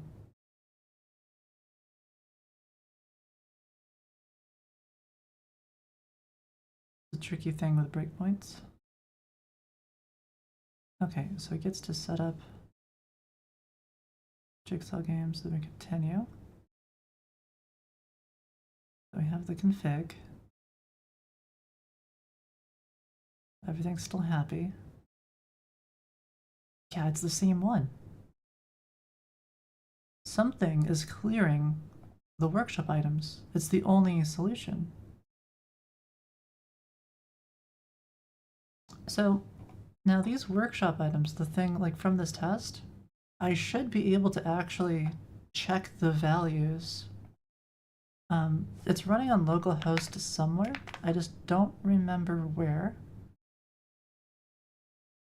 Just move this over here just in case. Oh, it doesn't matter. It's logged out anyways.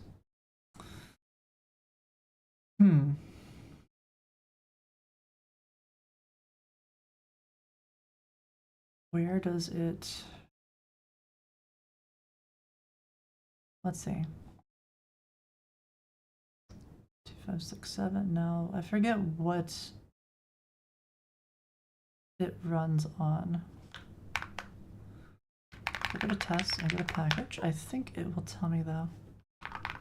6379. So close to being nice. Great.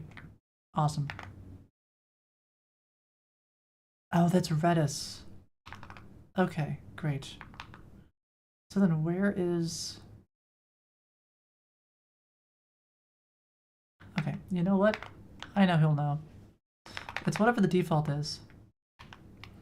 What's the default port for the Firebase emulators? I think it's like 9000.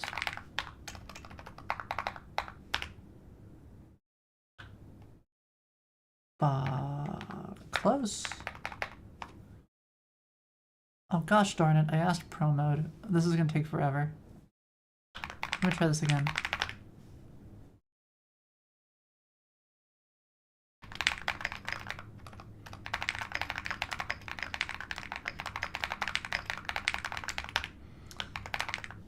Alright. Is it 8,000? No, it's not. I think it is. Okay, 4,000? Let me try 4,000. I just got trolled. Gosh darn it.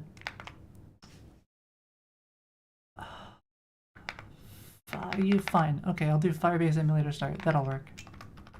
That'll at least tell me. Oh yeah. By the way, Python has one advantage over JavaScript. Let me show you that. Oh, what the hell? Okay. This right here, this line, this is the advantage that Python has.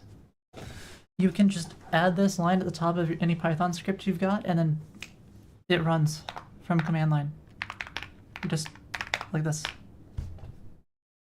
Right? So just like a bash script.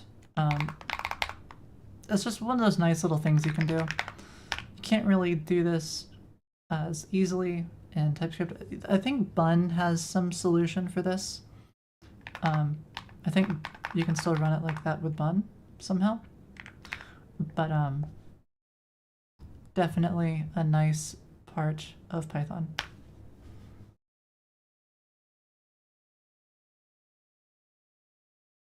Okay, so Firebase emulators start. Let's just, of course, Firebase not found. Awesome.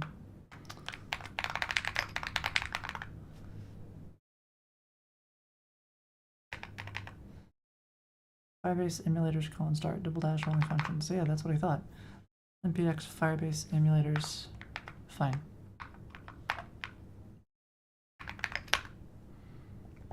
And then it will fail.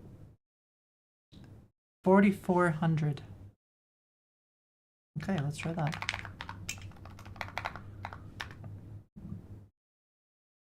Great. Not very helpful though. What's the link for it?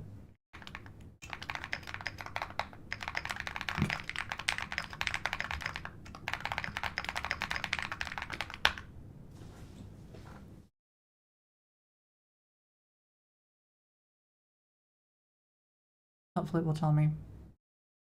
Oh, god damn. Okay, fine.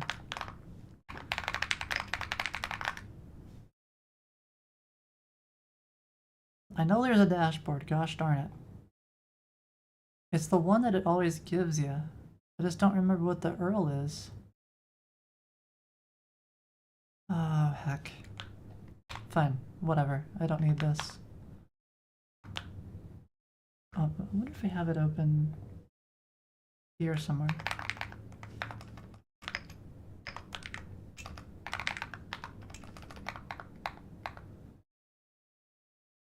No, that's comfy UI.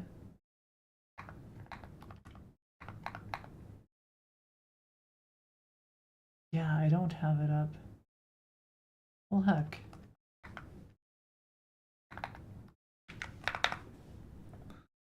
Perplexity can find it for me? Maybe.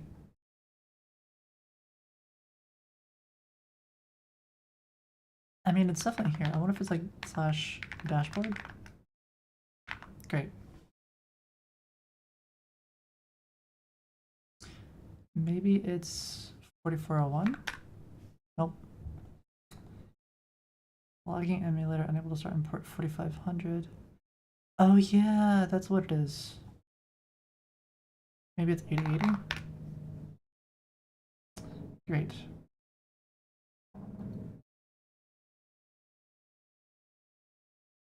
$9,000. I don't want a Jigsaw. Oh gosh darn it.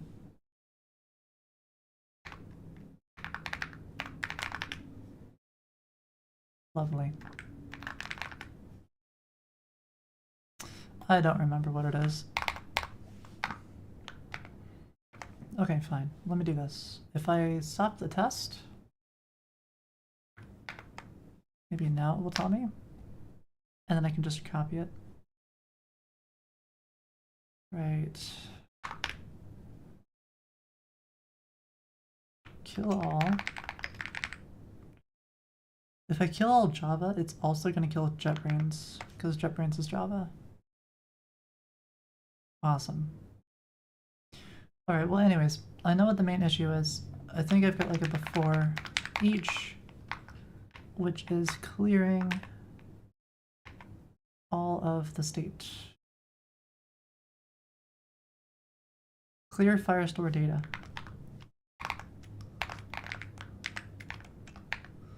This, I believe, is running. Oh yeah. Clear the database between tests. Lovely.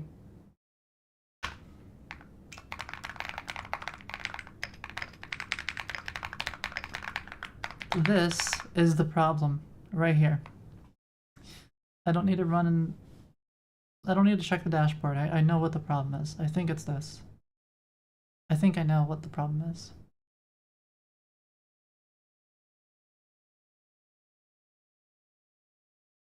Alright, so before the Jigsaw thingy, it runs. Does the Jigsaw thingy. Awesome. Runs through here. Let's check out what we've got. Okay. So first, it goes through. It prints out a whole bunch of store thingies. Everything is happy. There's a lot of stuff there. Okay, that's a lot. No. After Jigsaw thingy. Clear the database between tests. That's the problem. Okay. I see. Fine. This is fine. I can just add it to the start of tests and just not worry about it with the understanding that it will be cleared. That's fine. Let's do this. You know the problem is? That was a lot of nothing. I don't want to necessarily remove it though, because I do want the tests to be like...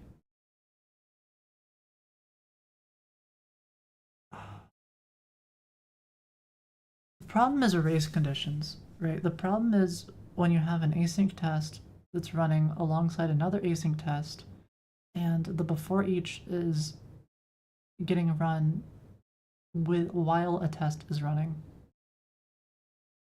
So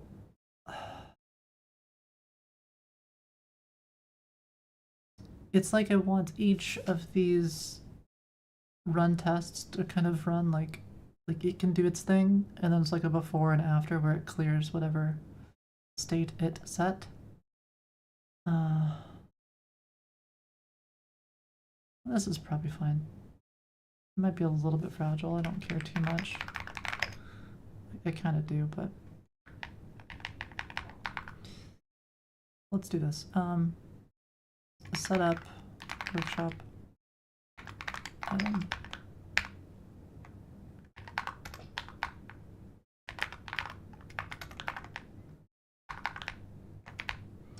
And we'll just clear all this.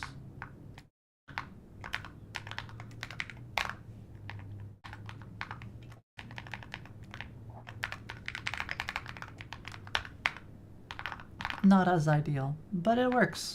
And now it won't break. Awesome. I'll clear some of these logs here.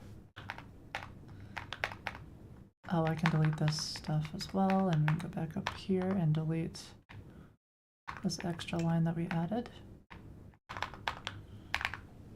Okay. Now we've got what we want. That took a bit longer than I was hoping, but we got there in the end. And now I understand a little bit better about how my tests work. All right, delete some more of those thingamabobbers there. No, need quite as many breakpoints.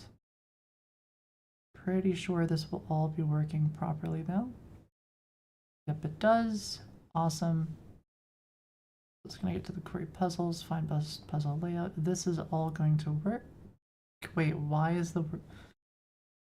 What? The width and height are still wrong. How is that possible? This is still wrong. What? Okay.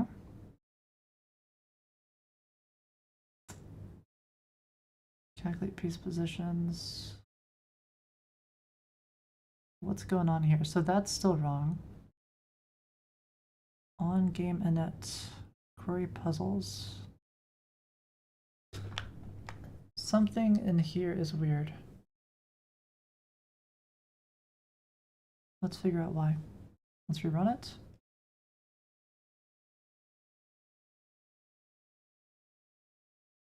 It'll probably be okay, just push to prod. That's the problem. This like this test catches a bug. That's why we made the test.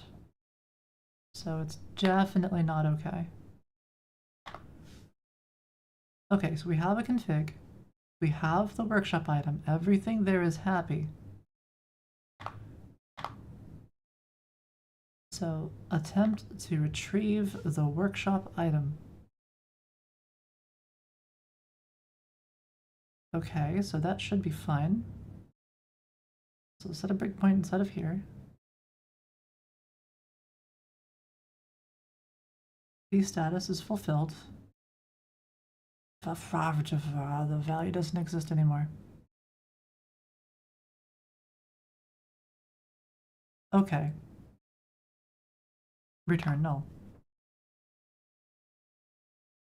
Somehow, it got deleted again. Clear Firestore data. I bet this happened again.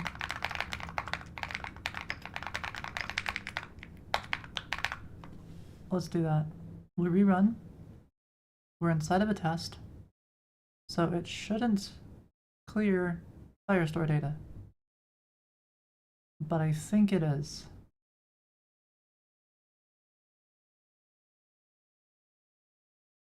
Okay.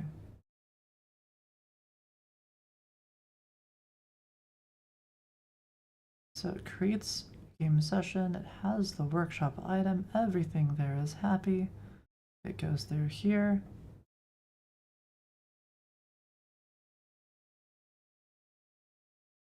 It's still going. Why?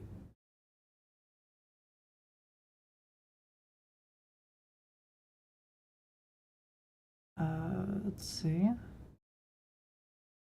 Timeout. Gosh darn timeout. It worked that time though. That's the correct value for the test. I think I know what happened.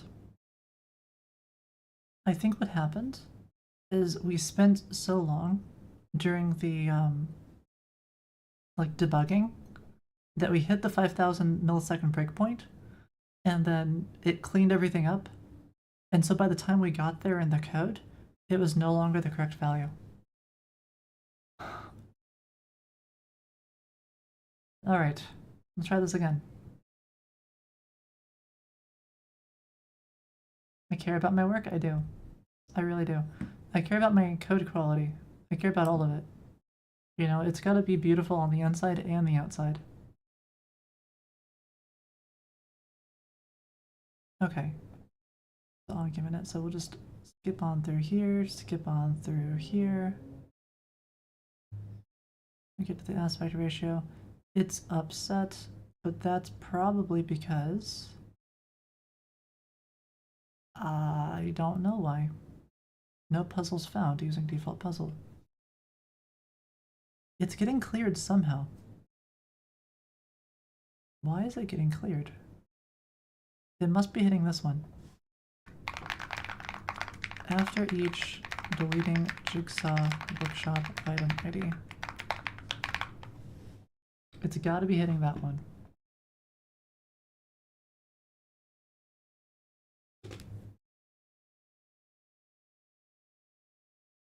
I do care, yeah. Absolutely, Beef. I care a lot. Alrighty. Return puzzles. Okay. That's what we're going for. That's gonna break it. That's good.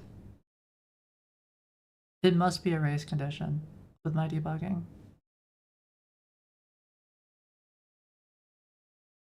You back? Cool. Alrighty. So that means we need to be careful with where we're setting our breakpoints. Because if my breakpoints are too early, then by the time it gets here, it'll time out. Erase conditions and tests. Super duper duper defun. Okay. So now we need to go to the Jigsaw index.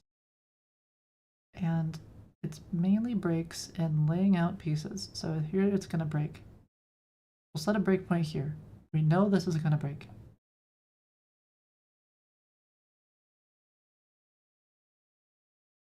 Another option is we could just call it with the same stuff and it'll break. So I might just do that. Just make sure it's called, you know, with the same parameters, and then it will break. Simple as that.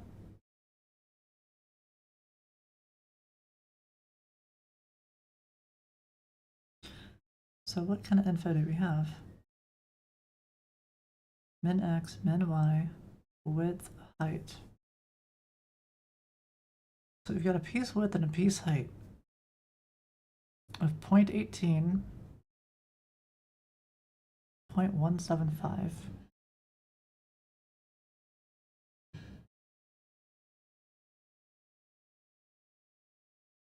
So how does this work? What is min x? What is min y? We have a cell rectangle. So this is, okay. This is where we're allowed to place pieces.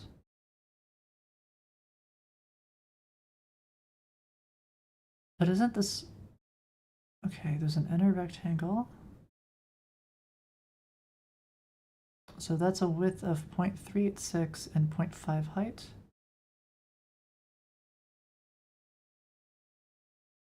Point 0.386, 0.5 height. So that's the same one. Minimum x, minimum y, piece width 0.18, 0.175. Wait. Oh, I get it now. Okay, no. Cell rect is different. Minimum x 0, minimum y 0 with height. Okay, so that's the full thing. And then there's an inner rectangle. So the inner rectangle, that's where like the jigsaw puzzle is going to be. And then it's supposed to lay out the pieces around there. Okay. So it looks like this. We've got this little puzzle going on here. So there's a whole, this is like this 1x1 grid or whatever, right? This is for your area that you can play on. And then inside of here, this is your spot. Like this is a no-go zone for placing pieces. This is where the puzzles are going to be. So then you lay out the pieces around it. Right, so you lay out the piece here, and you lay out a piece here and here, and you just keep going down. And now, at this point, you expand the inner to cover all this stuff. This is now the no-go zone for new pieces. And you keep laying out pieces. So you go here, here, here, and then you expand. So every time you finish a new section, you just add that to your cell rectangle. And you add a piece here, here, and so on. Right, that's the algorithm. And then you add this. That's the idea. So somehow, we're not giving enough space for that little moving it around. So how do we guarantee that we have enough space? You could run out of area with this placement. Well, the idea is that you won't. So the idea is that you calculate it, like you use math. The pieces need to allow for overlap for small screen. It doesn't matter because you can drag this. Right, I can drag it up and down, and I can drag it left and right. Howdy, Volard. Good rest of the time? Oh, thank you. Appreciate it. Right, like we don't need to fit a screen. You can drag with your finger or with your mouse or whatever. But what we do need to do is guarantee that as we place the pieces, the gap plus the piece, we have enough space to place them all around the outer edge. And apparently my math sucks because it screws up and does not work properly. So we can do this. We've got layout pieces, we know what the config is, we know why it's breaking. We can just have GPT help us out here. Let's not use this one, I want to use the other one. Puzzle layouts, okay. I think this was the good one. Yeah. Instead of the default port, I don't want to add that here. Place pieces and direction and layout pieces. So it's already apparently solved it. Here's the bad config. That's breaking layout pieces. Haven't tested your above code yet.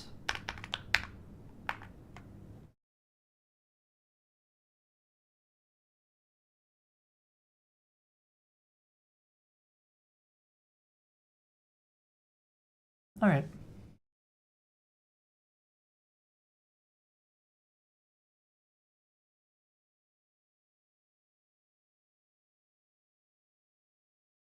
Number of possible rings. I mean, like, there's a few things.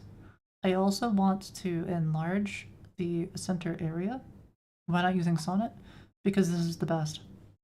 This is better than Sonnet. Sonnet is bad in comparison. So if I go to LLM Arena, I don't think it's... Oh yeah, this one. Go to the leaderboard and go to code. Sonnet sucks.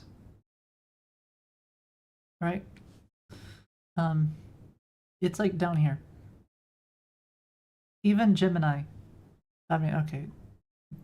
Even Gemini is a bit unfair. Gemini is like up here. So, yeah, Gemini is pretty good. O1 is really good. These models, Preview and Many, I've tried before, and I know that they are not as good as O1 and O1 Pro.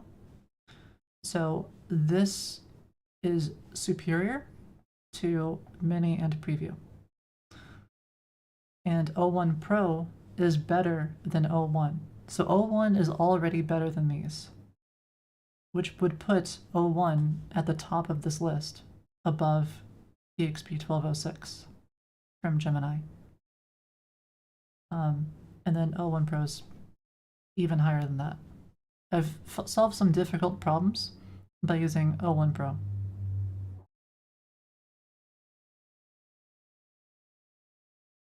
Going in a spiral-like manner, recursively calling itself. Sure. So we have a rectangular inner area. Uses that measure. I'm going to try to place pieces around this inner rectangle.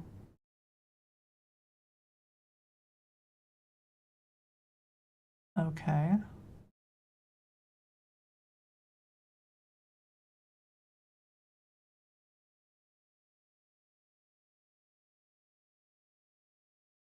And then stop. They can't stop. It has to place all of the pieces. Let's see. So we have a piece count. If we've placed all pieces, just return. We'll try placing in directions. Okay. False. Okay, so we iterate through if blah and place piece. Continue on to the next direction. So then that's going to be for each of the directions. Okay, sure. Place pieces in direction. If we reach the required piece count, stop. If not placed any of this iteration, break. Yeah, that doesn't work. You can't stop prematurely. Must place all pieces. Revised solution. That ensures we have space to always place all pieces. Need to the size of piece width and piece height.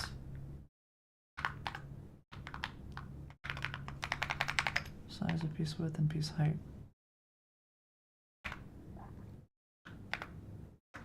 Something like that. Here's the code you have to work with. So what I think is going to happen with programming is I think like as these models continue to improve, it's going to become important to get good at prompting them to generate solutions that make sense and are coherent, at least to some degree, right? So you've got to learn how to like type like what text is gonna solve your problem. Like specifying your requirements is going to be pretty important. I think this is going to separate like, you know, your manager from like an actual software engineer. Plus your ability to debug is going to be important too, I think. But who knows? Okay, so we know that the piece width and the piece height, they must be smaller than they currently are. So something sets piece width, and I don't know where that happens exactly. I believe it happens inside of get puzzle dimensions. And I might need to probably tell O1 Pro, like, take a look at get puzzle dimensions, because I think it's gonna fail there. Max picture size. The client freaks out. That doesn't make any heckin' sense.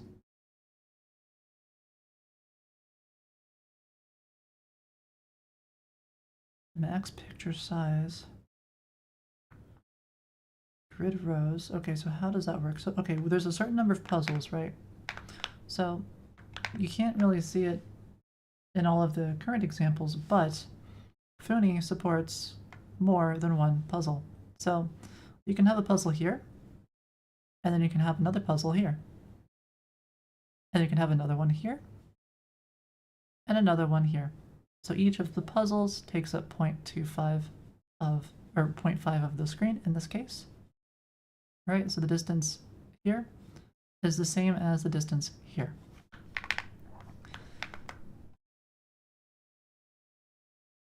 So that's kind of what's going on with this. Cell size, it figures out how many rows there's going to be. By doing this whole square root thing, it's always going to be in a square. And takes a ceiling, right? So it figures out how many rows. Is that always true?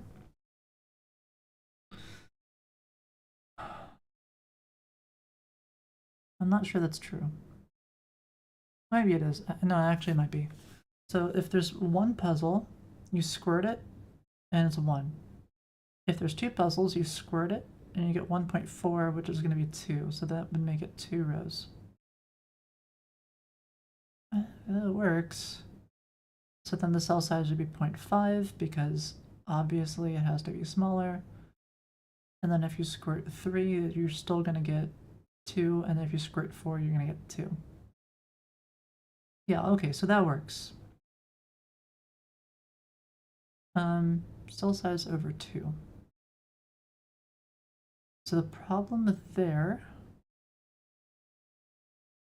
is the amount of space that's inside and outside.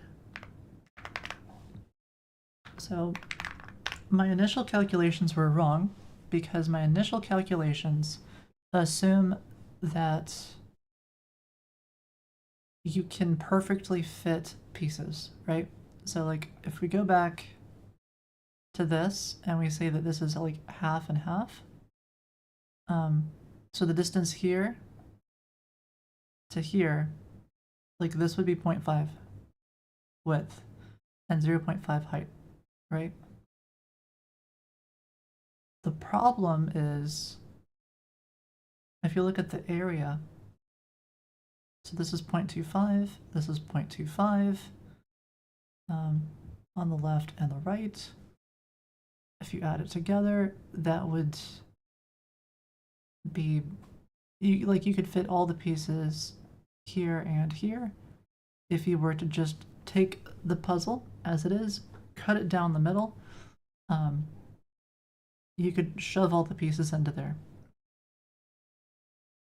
The problem is that you can't just do that. We have some gap between the pieces. So we have some piece like this, and then it has an additional gap. So we'll have like, 0.5, 0.5, whatever it is. It has a gap over there, and it has like a gap down here. And these aren't overlapping. So now the pieces are bigger. So if I were to stick a piece in here, it might even be like, I can stick a piece here, and now there's not even enough room to stick one over here. So there's like lots of wasted space. So you've got to calculate, based on how much extra gap there is and how much wasted space there is, what is the limit? How big can the inside be?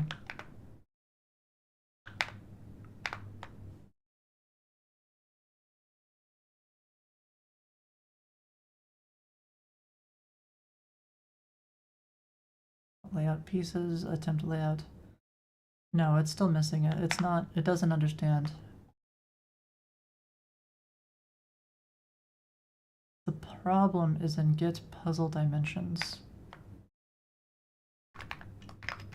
The problem is in get puzzle dimensions.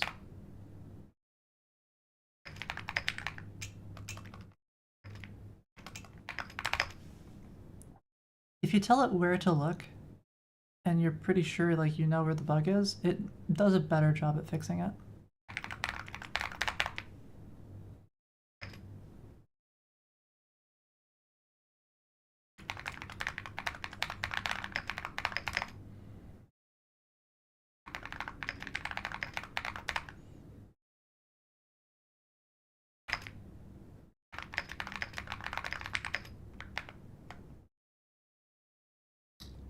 Let's see.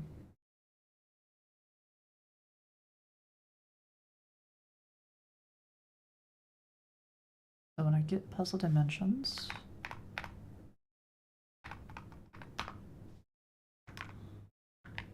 got layouts, and calculate piece positions.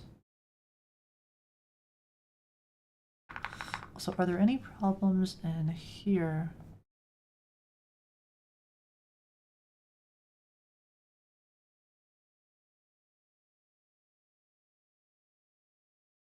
Get the top left corner of the cell. This is on a 0 to 1 scale.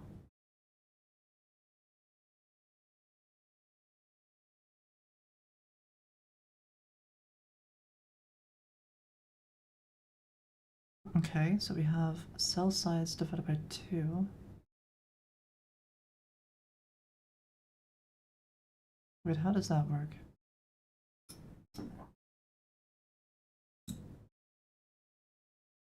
Minus piece width times columns divided by 2. Wait, what? Top left corner of the cell. This is on a 0 to 1 scale. So if there's one column, so 0 mod 1.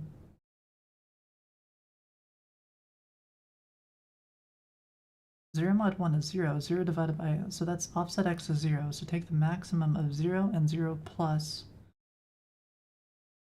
How does that make sense? That should be an inner x of 0, right?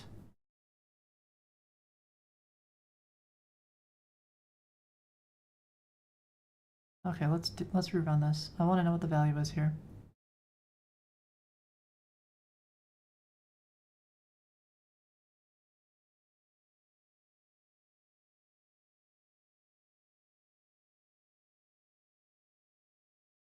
Oh yeah, it must be.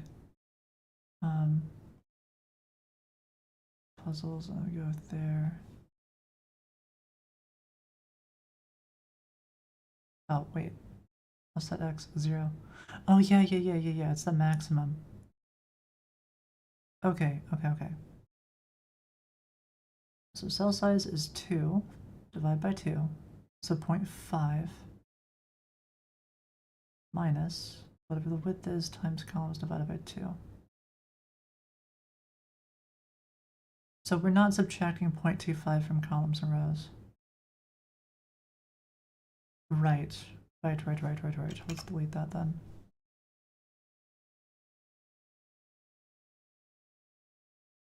Okay, I understand how this is working now. So if we go back to this, basically we're starting at the center, which is going to be, or let's say offset x plus cell size over 2. So offset x would be over here. We go to the cell size, we divide by 2. We're now here. And then we subtract half of that to get over here.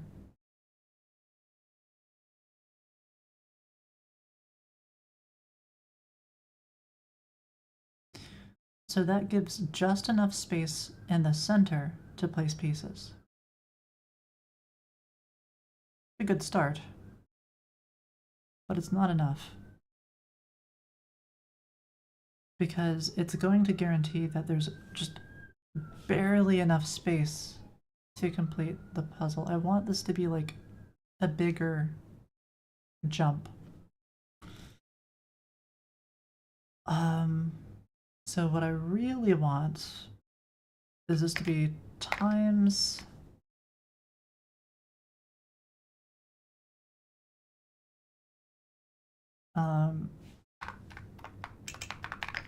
inner padding.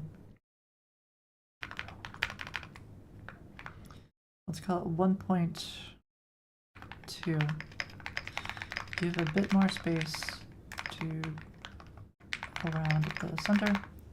This is going to make the problem worse.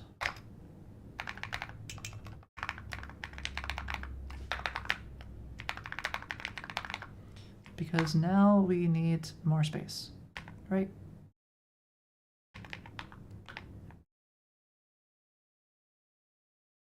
So that's inner x and inner y, so now the width and the height of this rectangle is going to be bigger. That's fine.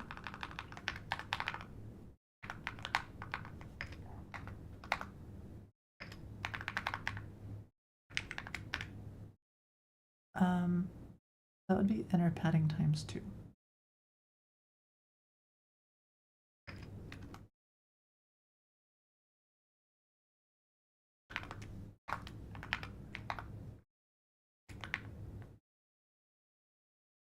Right, hold on. Let me fix this. Inner padding will be 0.2. So that's 1 plus inner padding.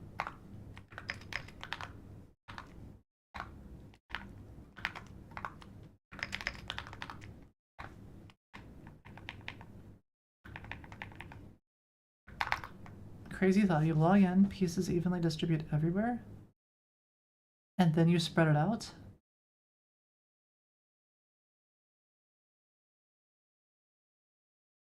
Oh, that's an interesting idea, Beef. So you start a puzzle, and then like a few seconds later, they shift. Like you could do that while the game is starting. So you lay out all the puzzle pieces randomly, and then that goes whoosh while the game is getting ready. Oh, that could be kind of fancy.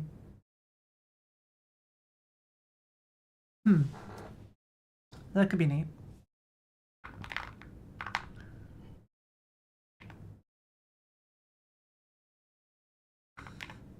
Use like a translate, like a transform. Might be easier. I wouldn't say it would be easier, but it could look cool.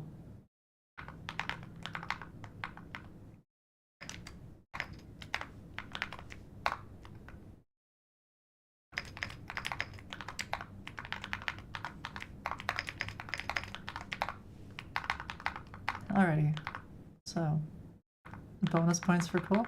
I like that idea. Man, Chad has come up with some great ideas today. Awesome.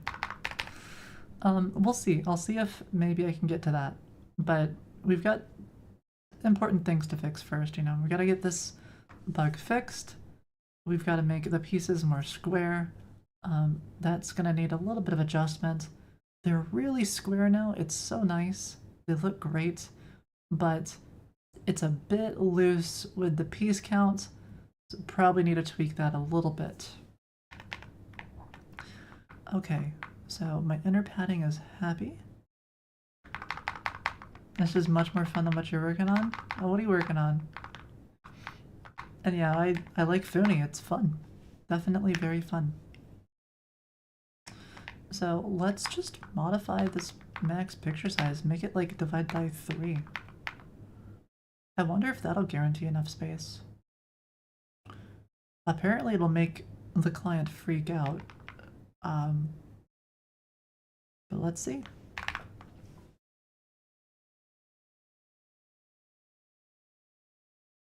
So if I rerun this,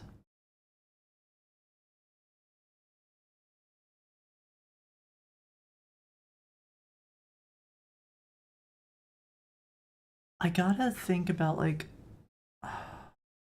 the math for this, right?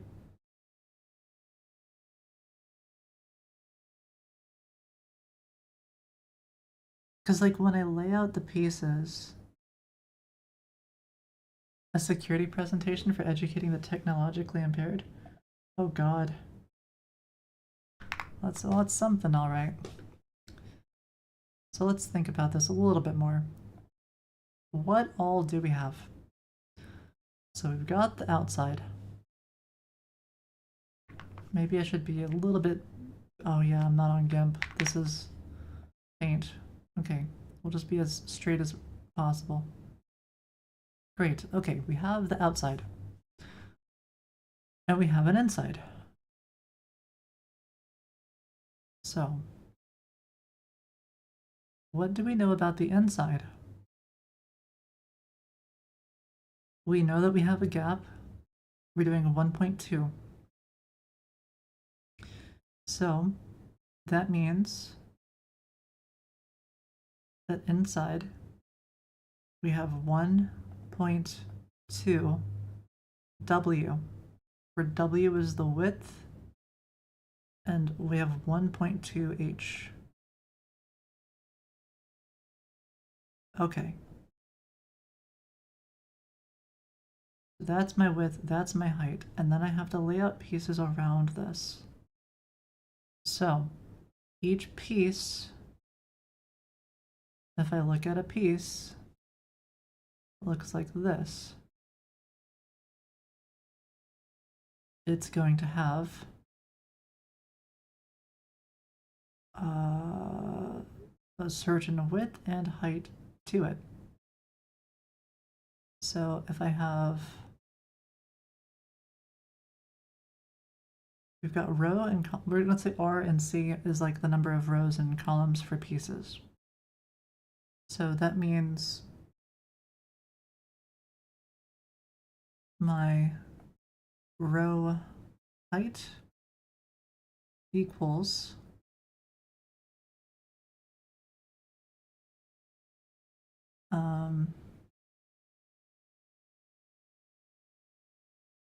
total height divided by R times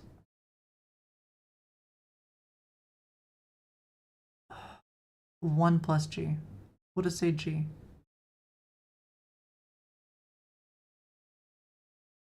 That looks like shit. But just, this is G. G, or whatever the hell this is going to be, it looks like shit. I like cursive for my math variables, because it doesn't look like the numbers. But anyways, this is a really, it's a mouse, okay? That's what I'm working with here. We'll say 1.23. Okay, that's my RH.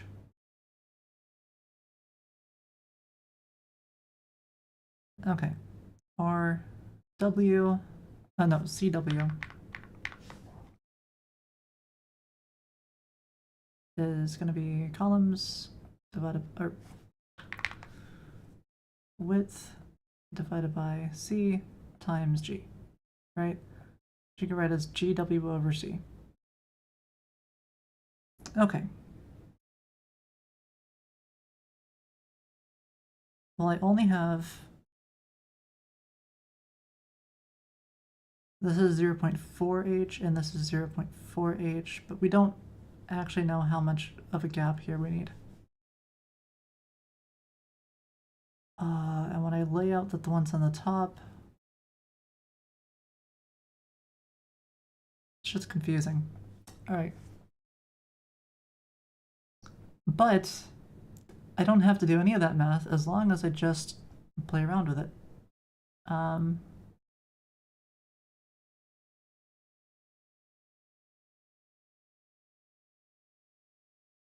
So what I could do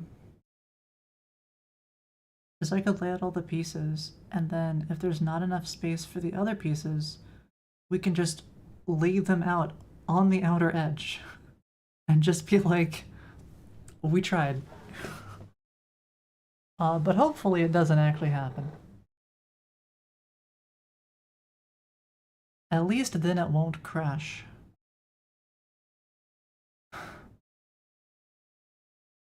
You know, and then like, It'll be a less bad bug. Alright, so what do we have going on here? So math, max. Alright, inner padding, sure.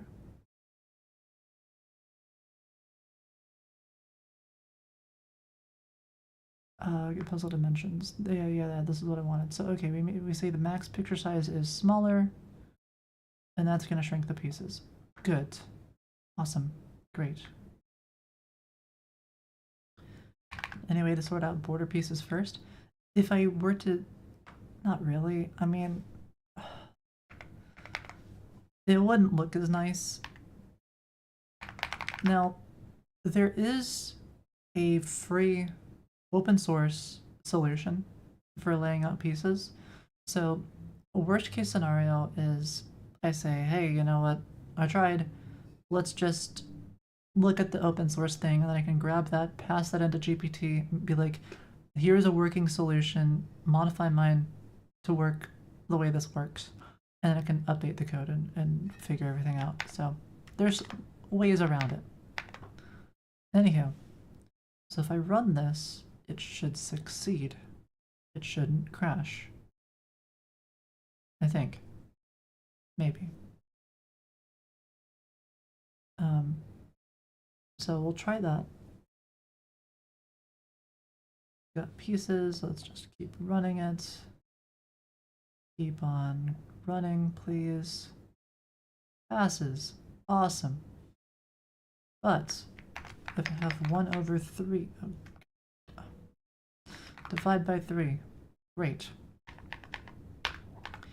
If I were to divide it by 2, it will fail, because now there's not enough space. We made it more restrictive. It's definitely not going to work. So this will fail. Yes, hopefully. Fingers crossed. Why is it passing? No, you're not. What? Why are you passing? Don't pass when I tell you to fail. Gosh darn it. Okay.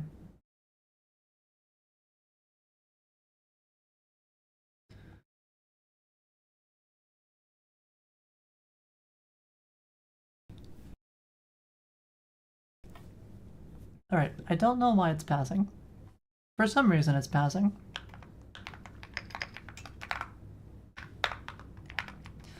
Let's add 0. Okay. Now it will fail. Yeah, because it's the same code as was before, so that's gotta fail.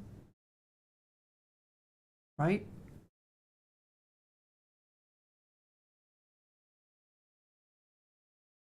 Okay. It still passes. I definitely expected that. Definitely. It was definitely planned. Alright, let's see. Why the hell is this working? Piece count. 3 and 4. 12. Numbers are fine. This is supposed to fail. Wait. Did it just pass the second time but fail the first time? What am I trying to break? I'm trying to break the code. It's supposed to fail on me. It's supposed to be like, I'm upset, I want to fail. But for some reason, it's not doing that. It's succeeding, and it's laying out the pieces, and I don't know why.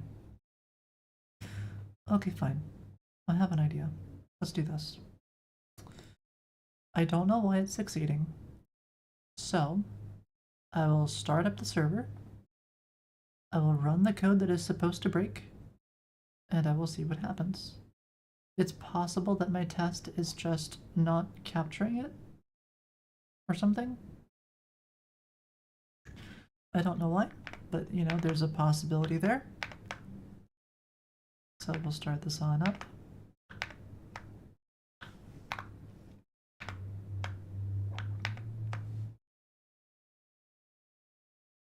Okay. So if I refresh this, Wait, I thought I saved my... Where did I save it to? I thought it was here. Did I use...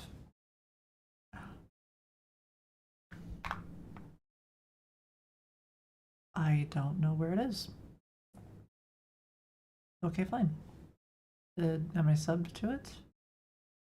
Winter about this is the broken one, right? We say 10. And we'll just save this as... Oh yeah, I'm on... We go to localhost is what it was. There it is.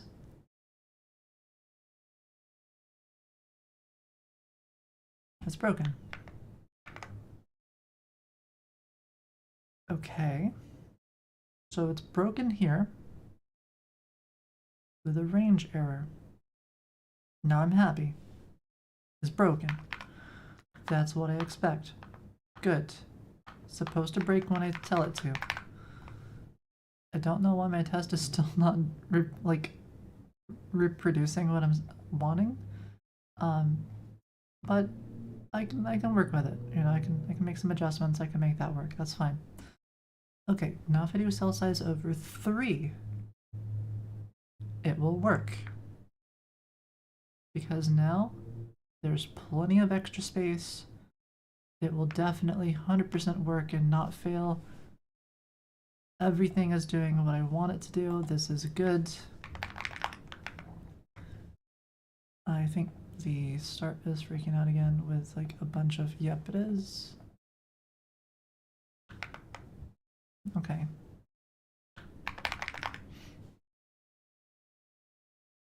So we'll go here, new room, break.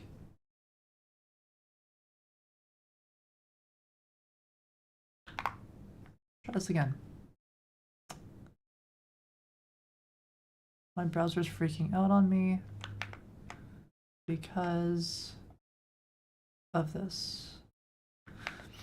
It enters like an infinite loop for some reason. The HMR thing. I should just like disable HMR. It is not useful. So now my browser is freaking out at me and I don't know why. I mean, I do know why, but... or... the server's not connected. No, it's definitely the browser. There we go. Great. Let me close out of this. Animation was bothering me. Okay. So then I do new room, break, and it will break. I mean, sorry, not break. It'll succeed. Good. It works. The gap is smaller. I don't know why. The gap is like teeny tiny, but you can see it works. It's almost as if the client doesn't understand the size of the pieces. So the gap is fine. The client freaks out because the client thinks the pieces are bigger than they are. So maybe it's using like some other part of the code or something. Or the puzzle dimensions. Okay, that's fine. This is something that all hands would be really good at tracking down, because it has context of the whole source code. So if I ask it like, the client's piece width and piece height is wrong. I don't know why. Maybe I could figure out where. But okay. So that's happy. So now I can come over here and we can add a little bit of padding on the inside so we have enough space. And then we want to go to the texture atlas, I think. And somewhere over here we've got like a width and a height and all this happy dappy stuff, which comes from the layout. And I don't know where that layout information comes from. I suspect it is from the server.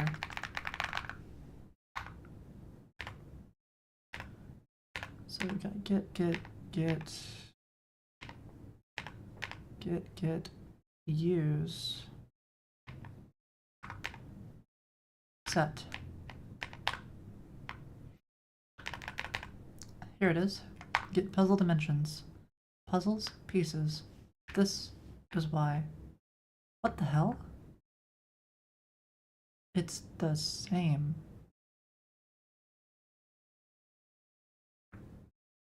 How does that make any sense?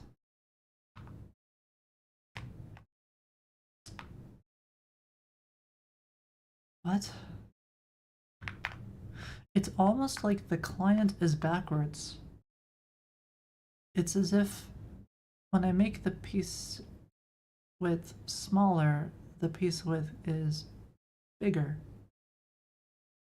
on the client. Okay, let's try something.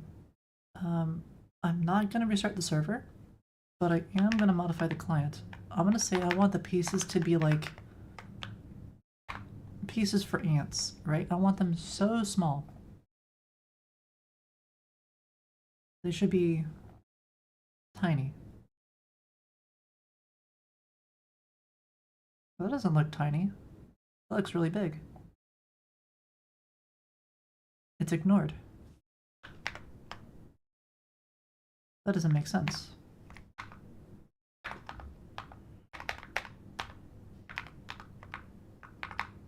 Okay, great. So why is it ignored? Let's log. Puzzle dimensions and pass on the result. So when I refresh the page, when I get my puzzle dimensions, probably gonna, yeah, every time. Try this again. Can we not change the piece size? The piece size is based on how many puzzle pieces there are. But it's clearly not working. Because I told it that the piece size is like, it caps out at like 1/10 of the width, right? So you can see here, you obviously cannot stack 10 of these in a like side by side here. Like, let's just say one. Oh yeah, see, like two. Okay. So you can see here, like, they're tiny. The pieces are really tiny. The server is freaking out because it's like the gap is, there's a gap there. You can't really see it. But if I were to line these up, I cannot fit 10 of these side by side. 1, 2, 3, 4, 5, 6, 7. So very, very, very clearly off. So if I go here, I should have a console log of where it set the layout somewhere. I think. Well, supposedly I have a, there it is. We've got best puzzle layout is a 3x4 and puzzle dimensions. Piece width 0.008. It's tiny. Very tiny. Clearly, something is up. So we can see the client does have the correct dimensions. Everything there is correct. So why then does it get thrown off? Alright, so now I have half piece width and half piece height. Let's say layouts, piece width, height. Half piece width, half piece height. So that is supposed to be fine, and then it goes through all here. We've got combined geometry. There's a mesh.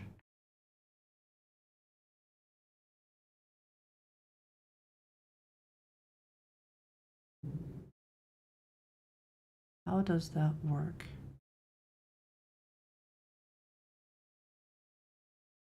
There's all of that, and there's a zoom as well.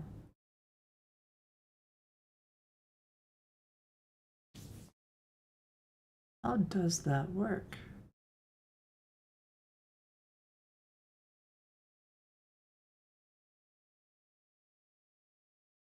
I'm not sure.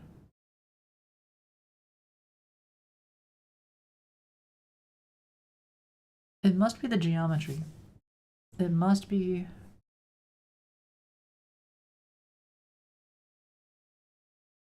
Okay, the timestamp for the shader. We don't care about timestamp. Position of the vertices.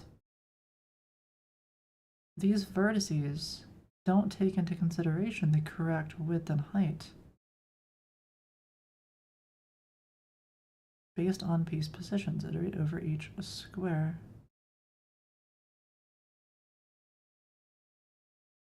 Oh, and I think that just updates them based off of like their original offsets, which means that the code must be broken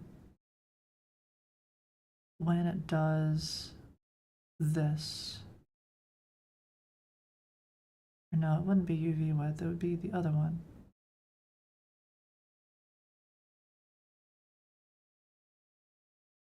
Yeah, this one.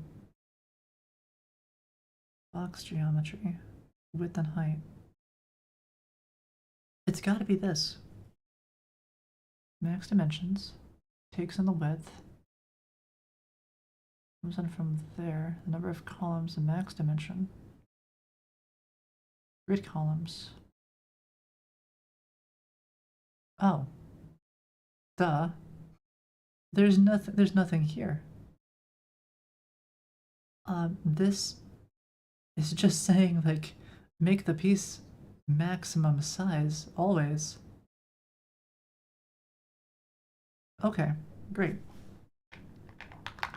So the bug must be in this section. So this is... we haven't written it yet? Well, I know where the bug is. I believe the bug is here.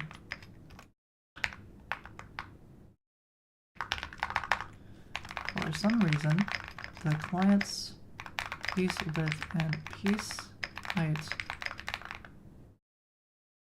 are incorrect.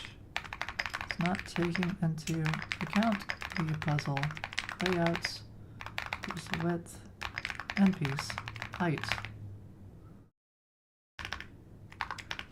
Here's the file with the bug. I can just pass it the whole thing. And then we've given it the location where the bug is, and then we can just be like, fix it, please. We don't even have to tell it to. It'll just kind of know. Anywho, I'm pretty sure we just got it fixed. We just solved a tricky problem with puzzle. Still haven't gotten to the grid thing for overlapping pieces, but it's almost fully finished. Soon we'll be able to get to the VIP stuff on Foony. So I'm looking forward to this because it means integration with Xsola, better payment methods. You'll actually be able to support Foony, which I'm excited about. And there'll be like some perks and things you get, like a little bit bonus XP.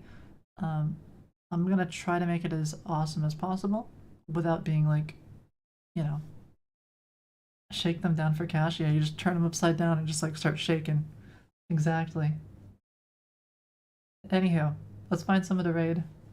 I appreciate y'all being here. Thanks Algo Bro for the raid earlier, and let's find one. All right. Oh, and also going forward, all of my VODs will be on YouTube. I believe I can just do this and it will maybe give the right YouTube link, possibly. Cool, it does. So there you are. And let's see, who do we want to raid today?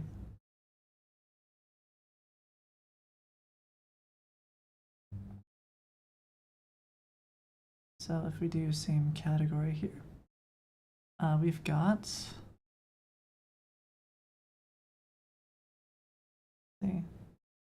relive the Acorn experience. What is the Acorn experience? We've got Leah T. Codes, Adam Jonas, CM Griffing. Who do you want to raid?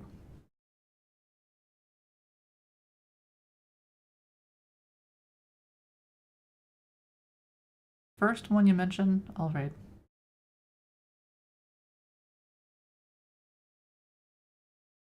No clue? Alright. In that case...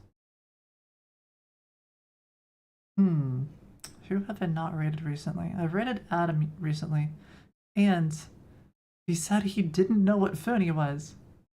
Unreal. So I'm gonna raid someone else this time, until he figures out what foony is.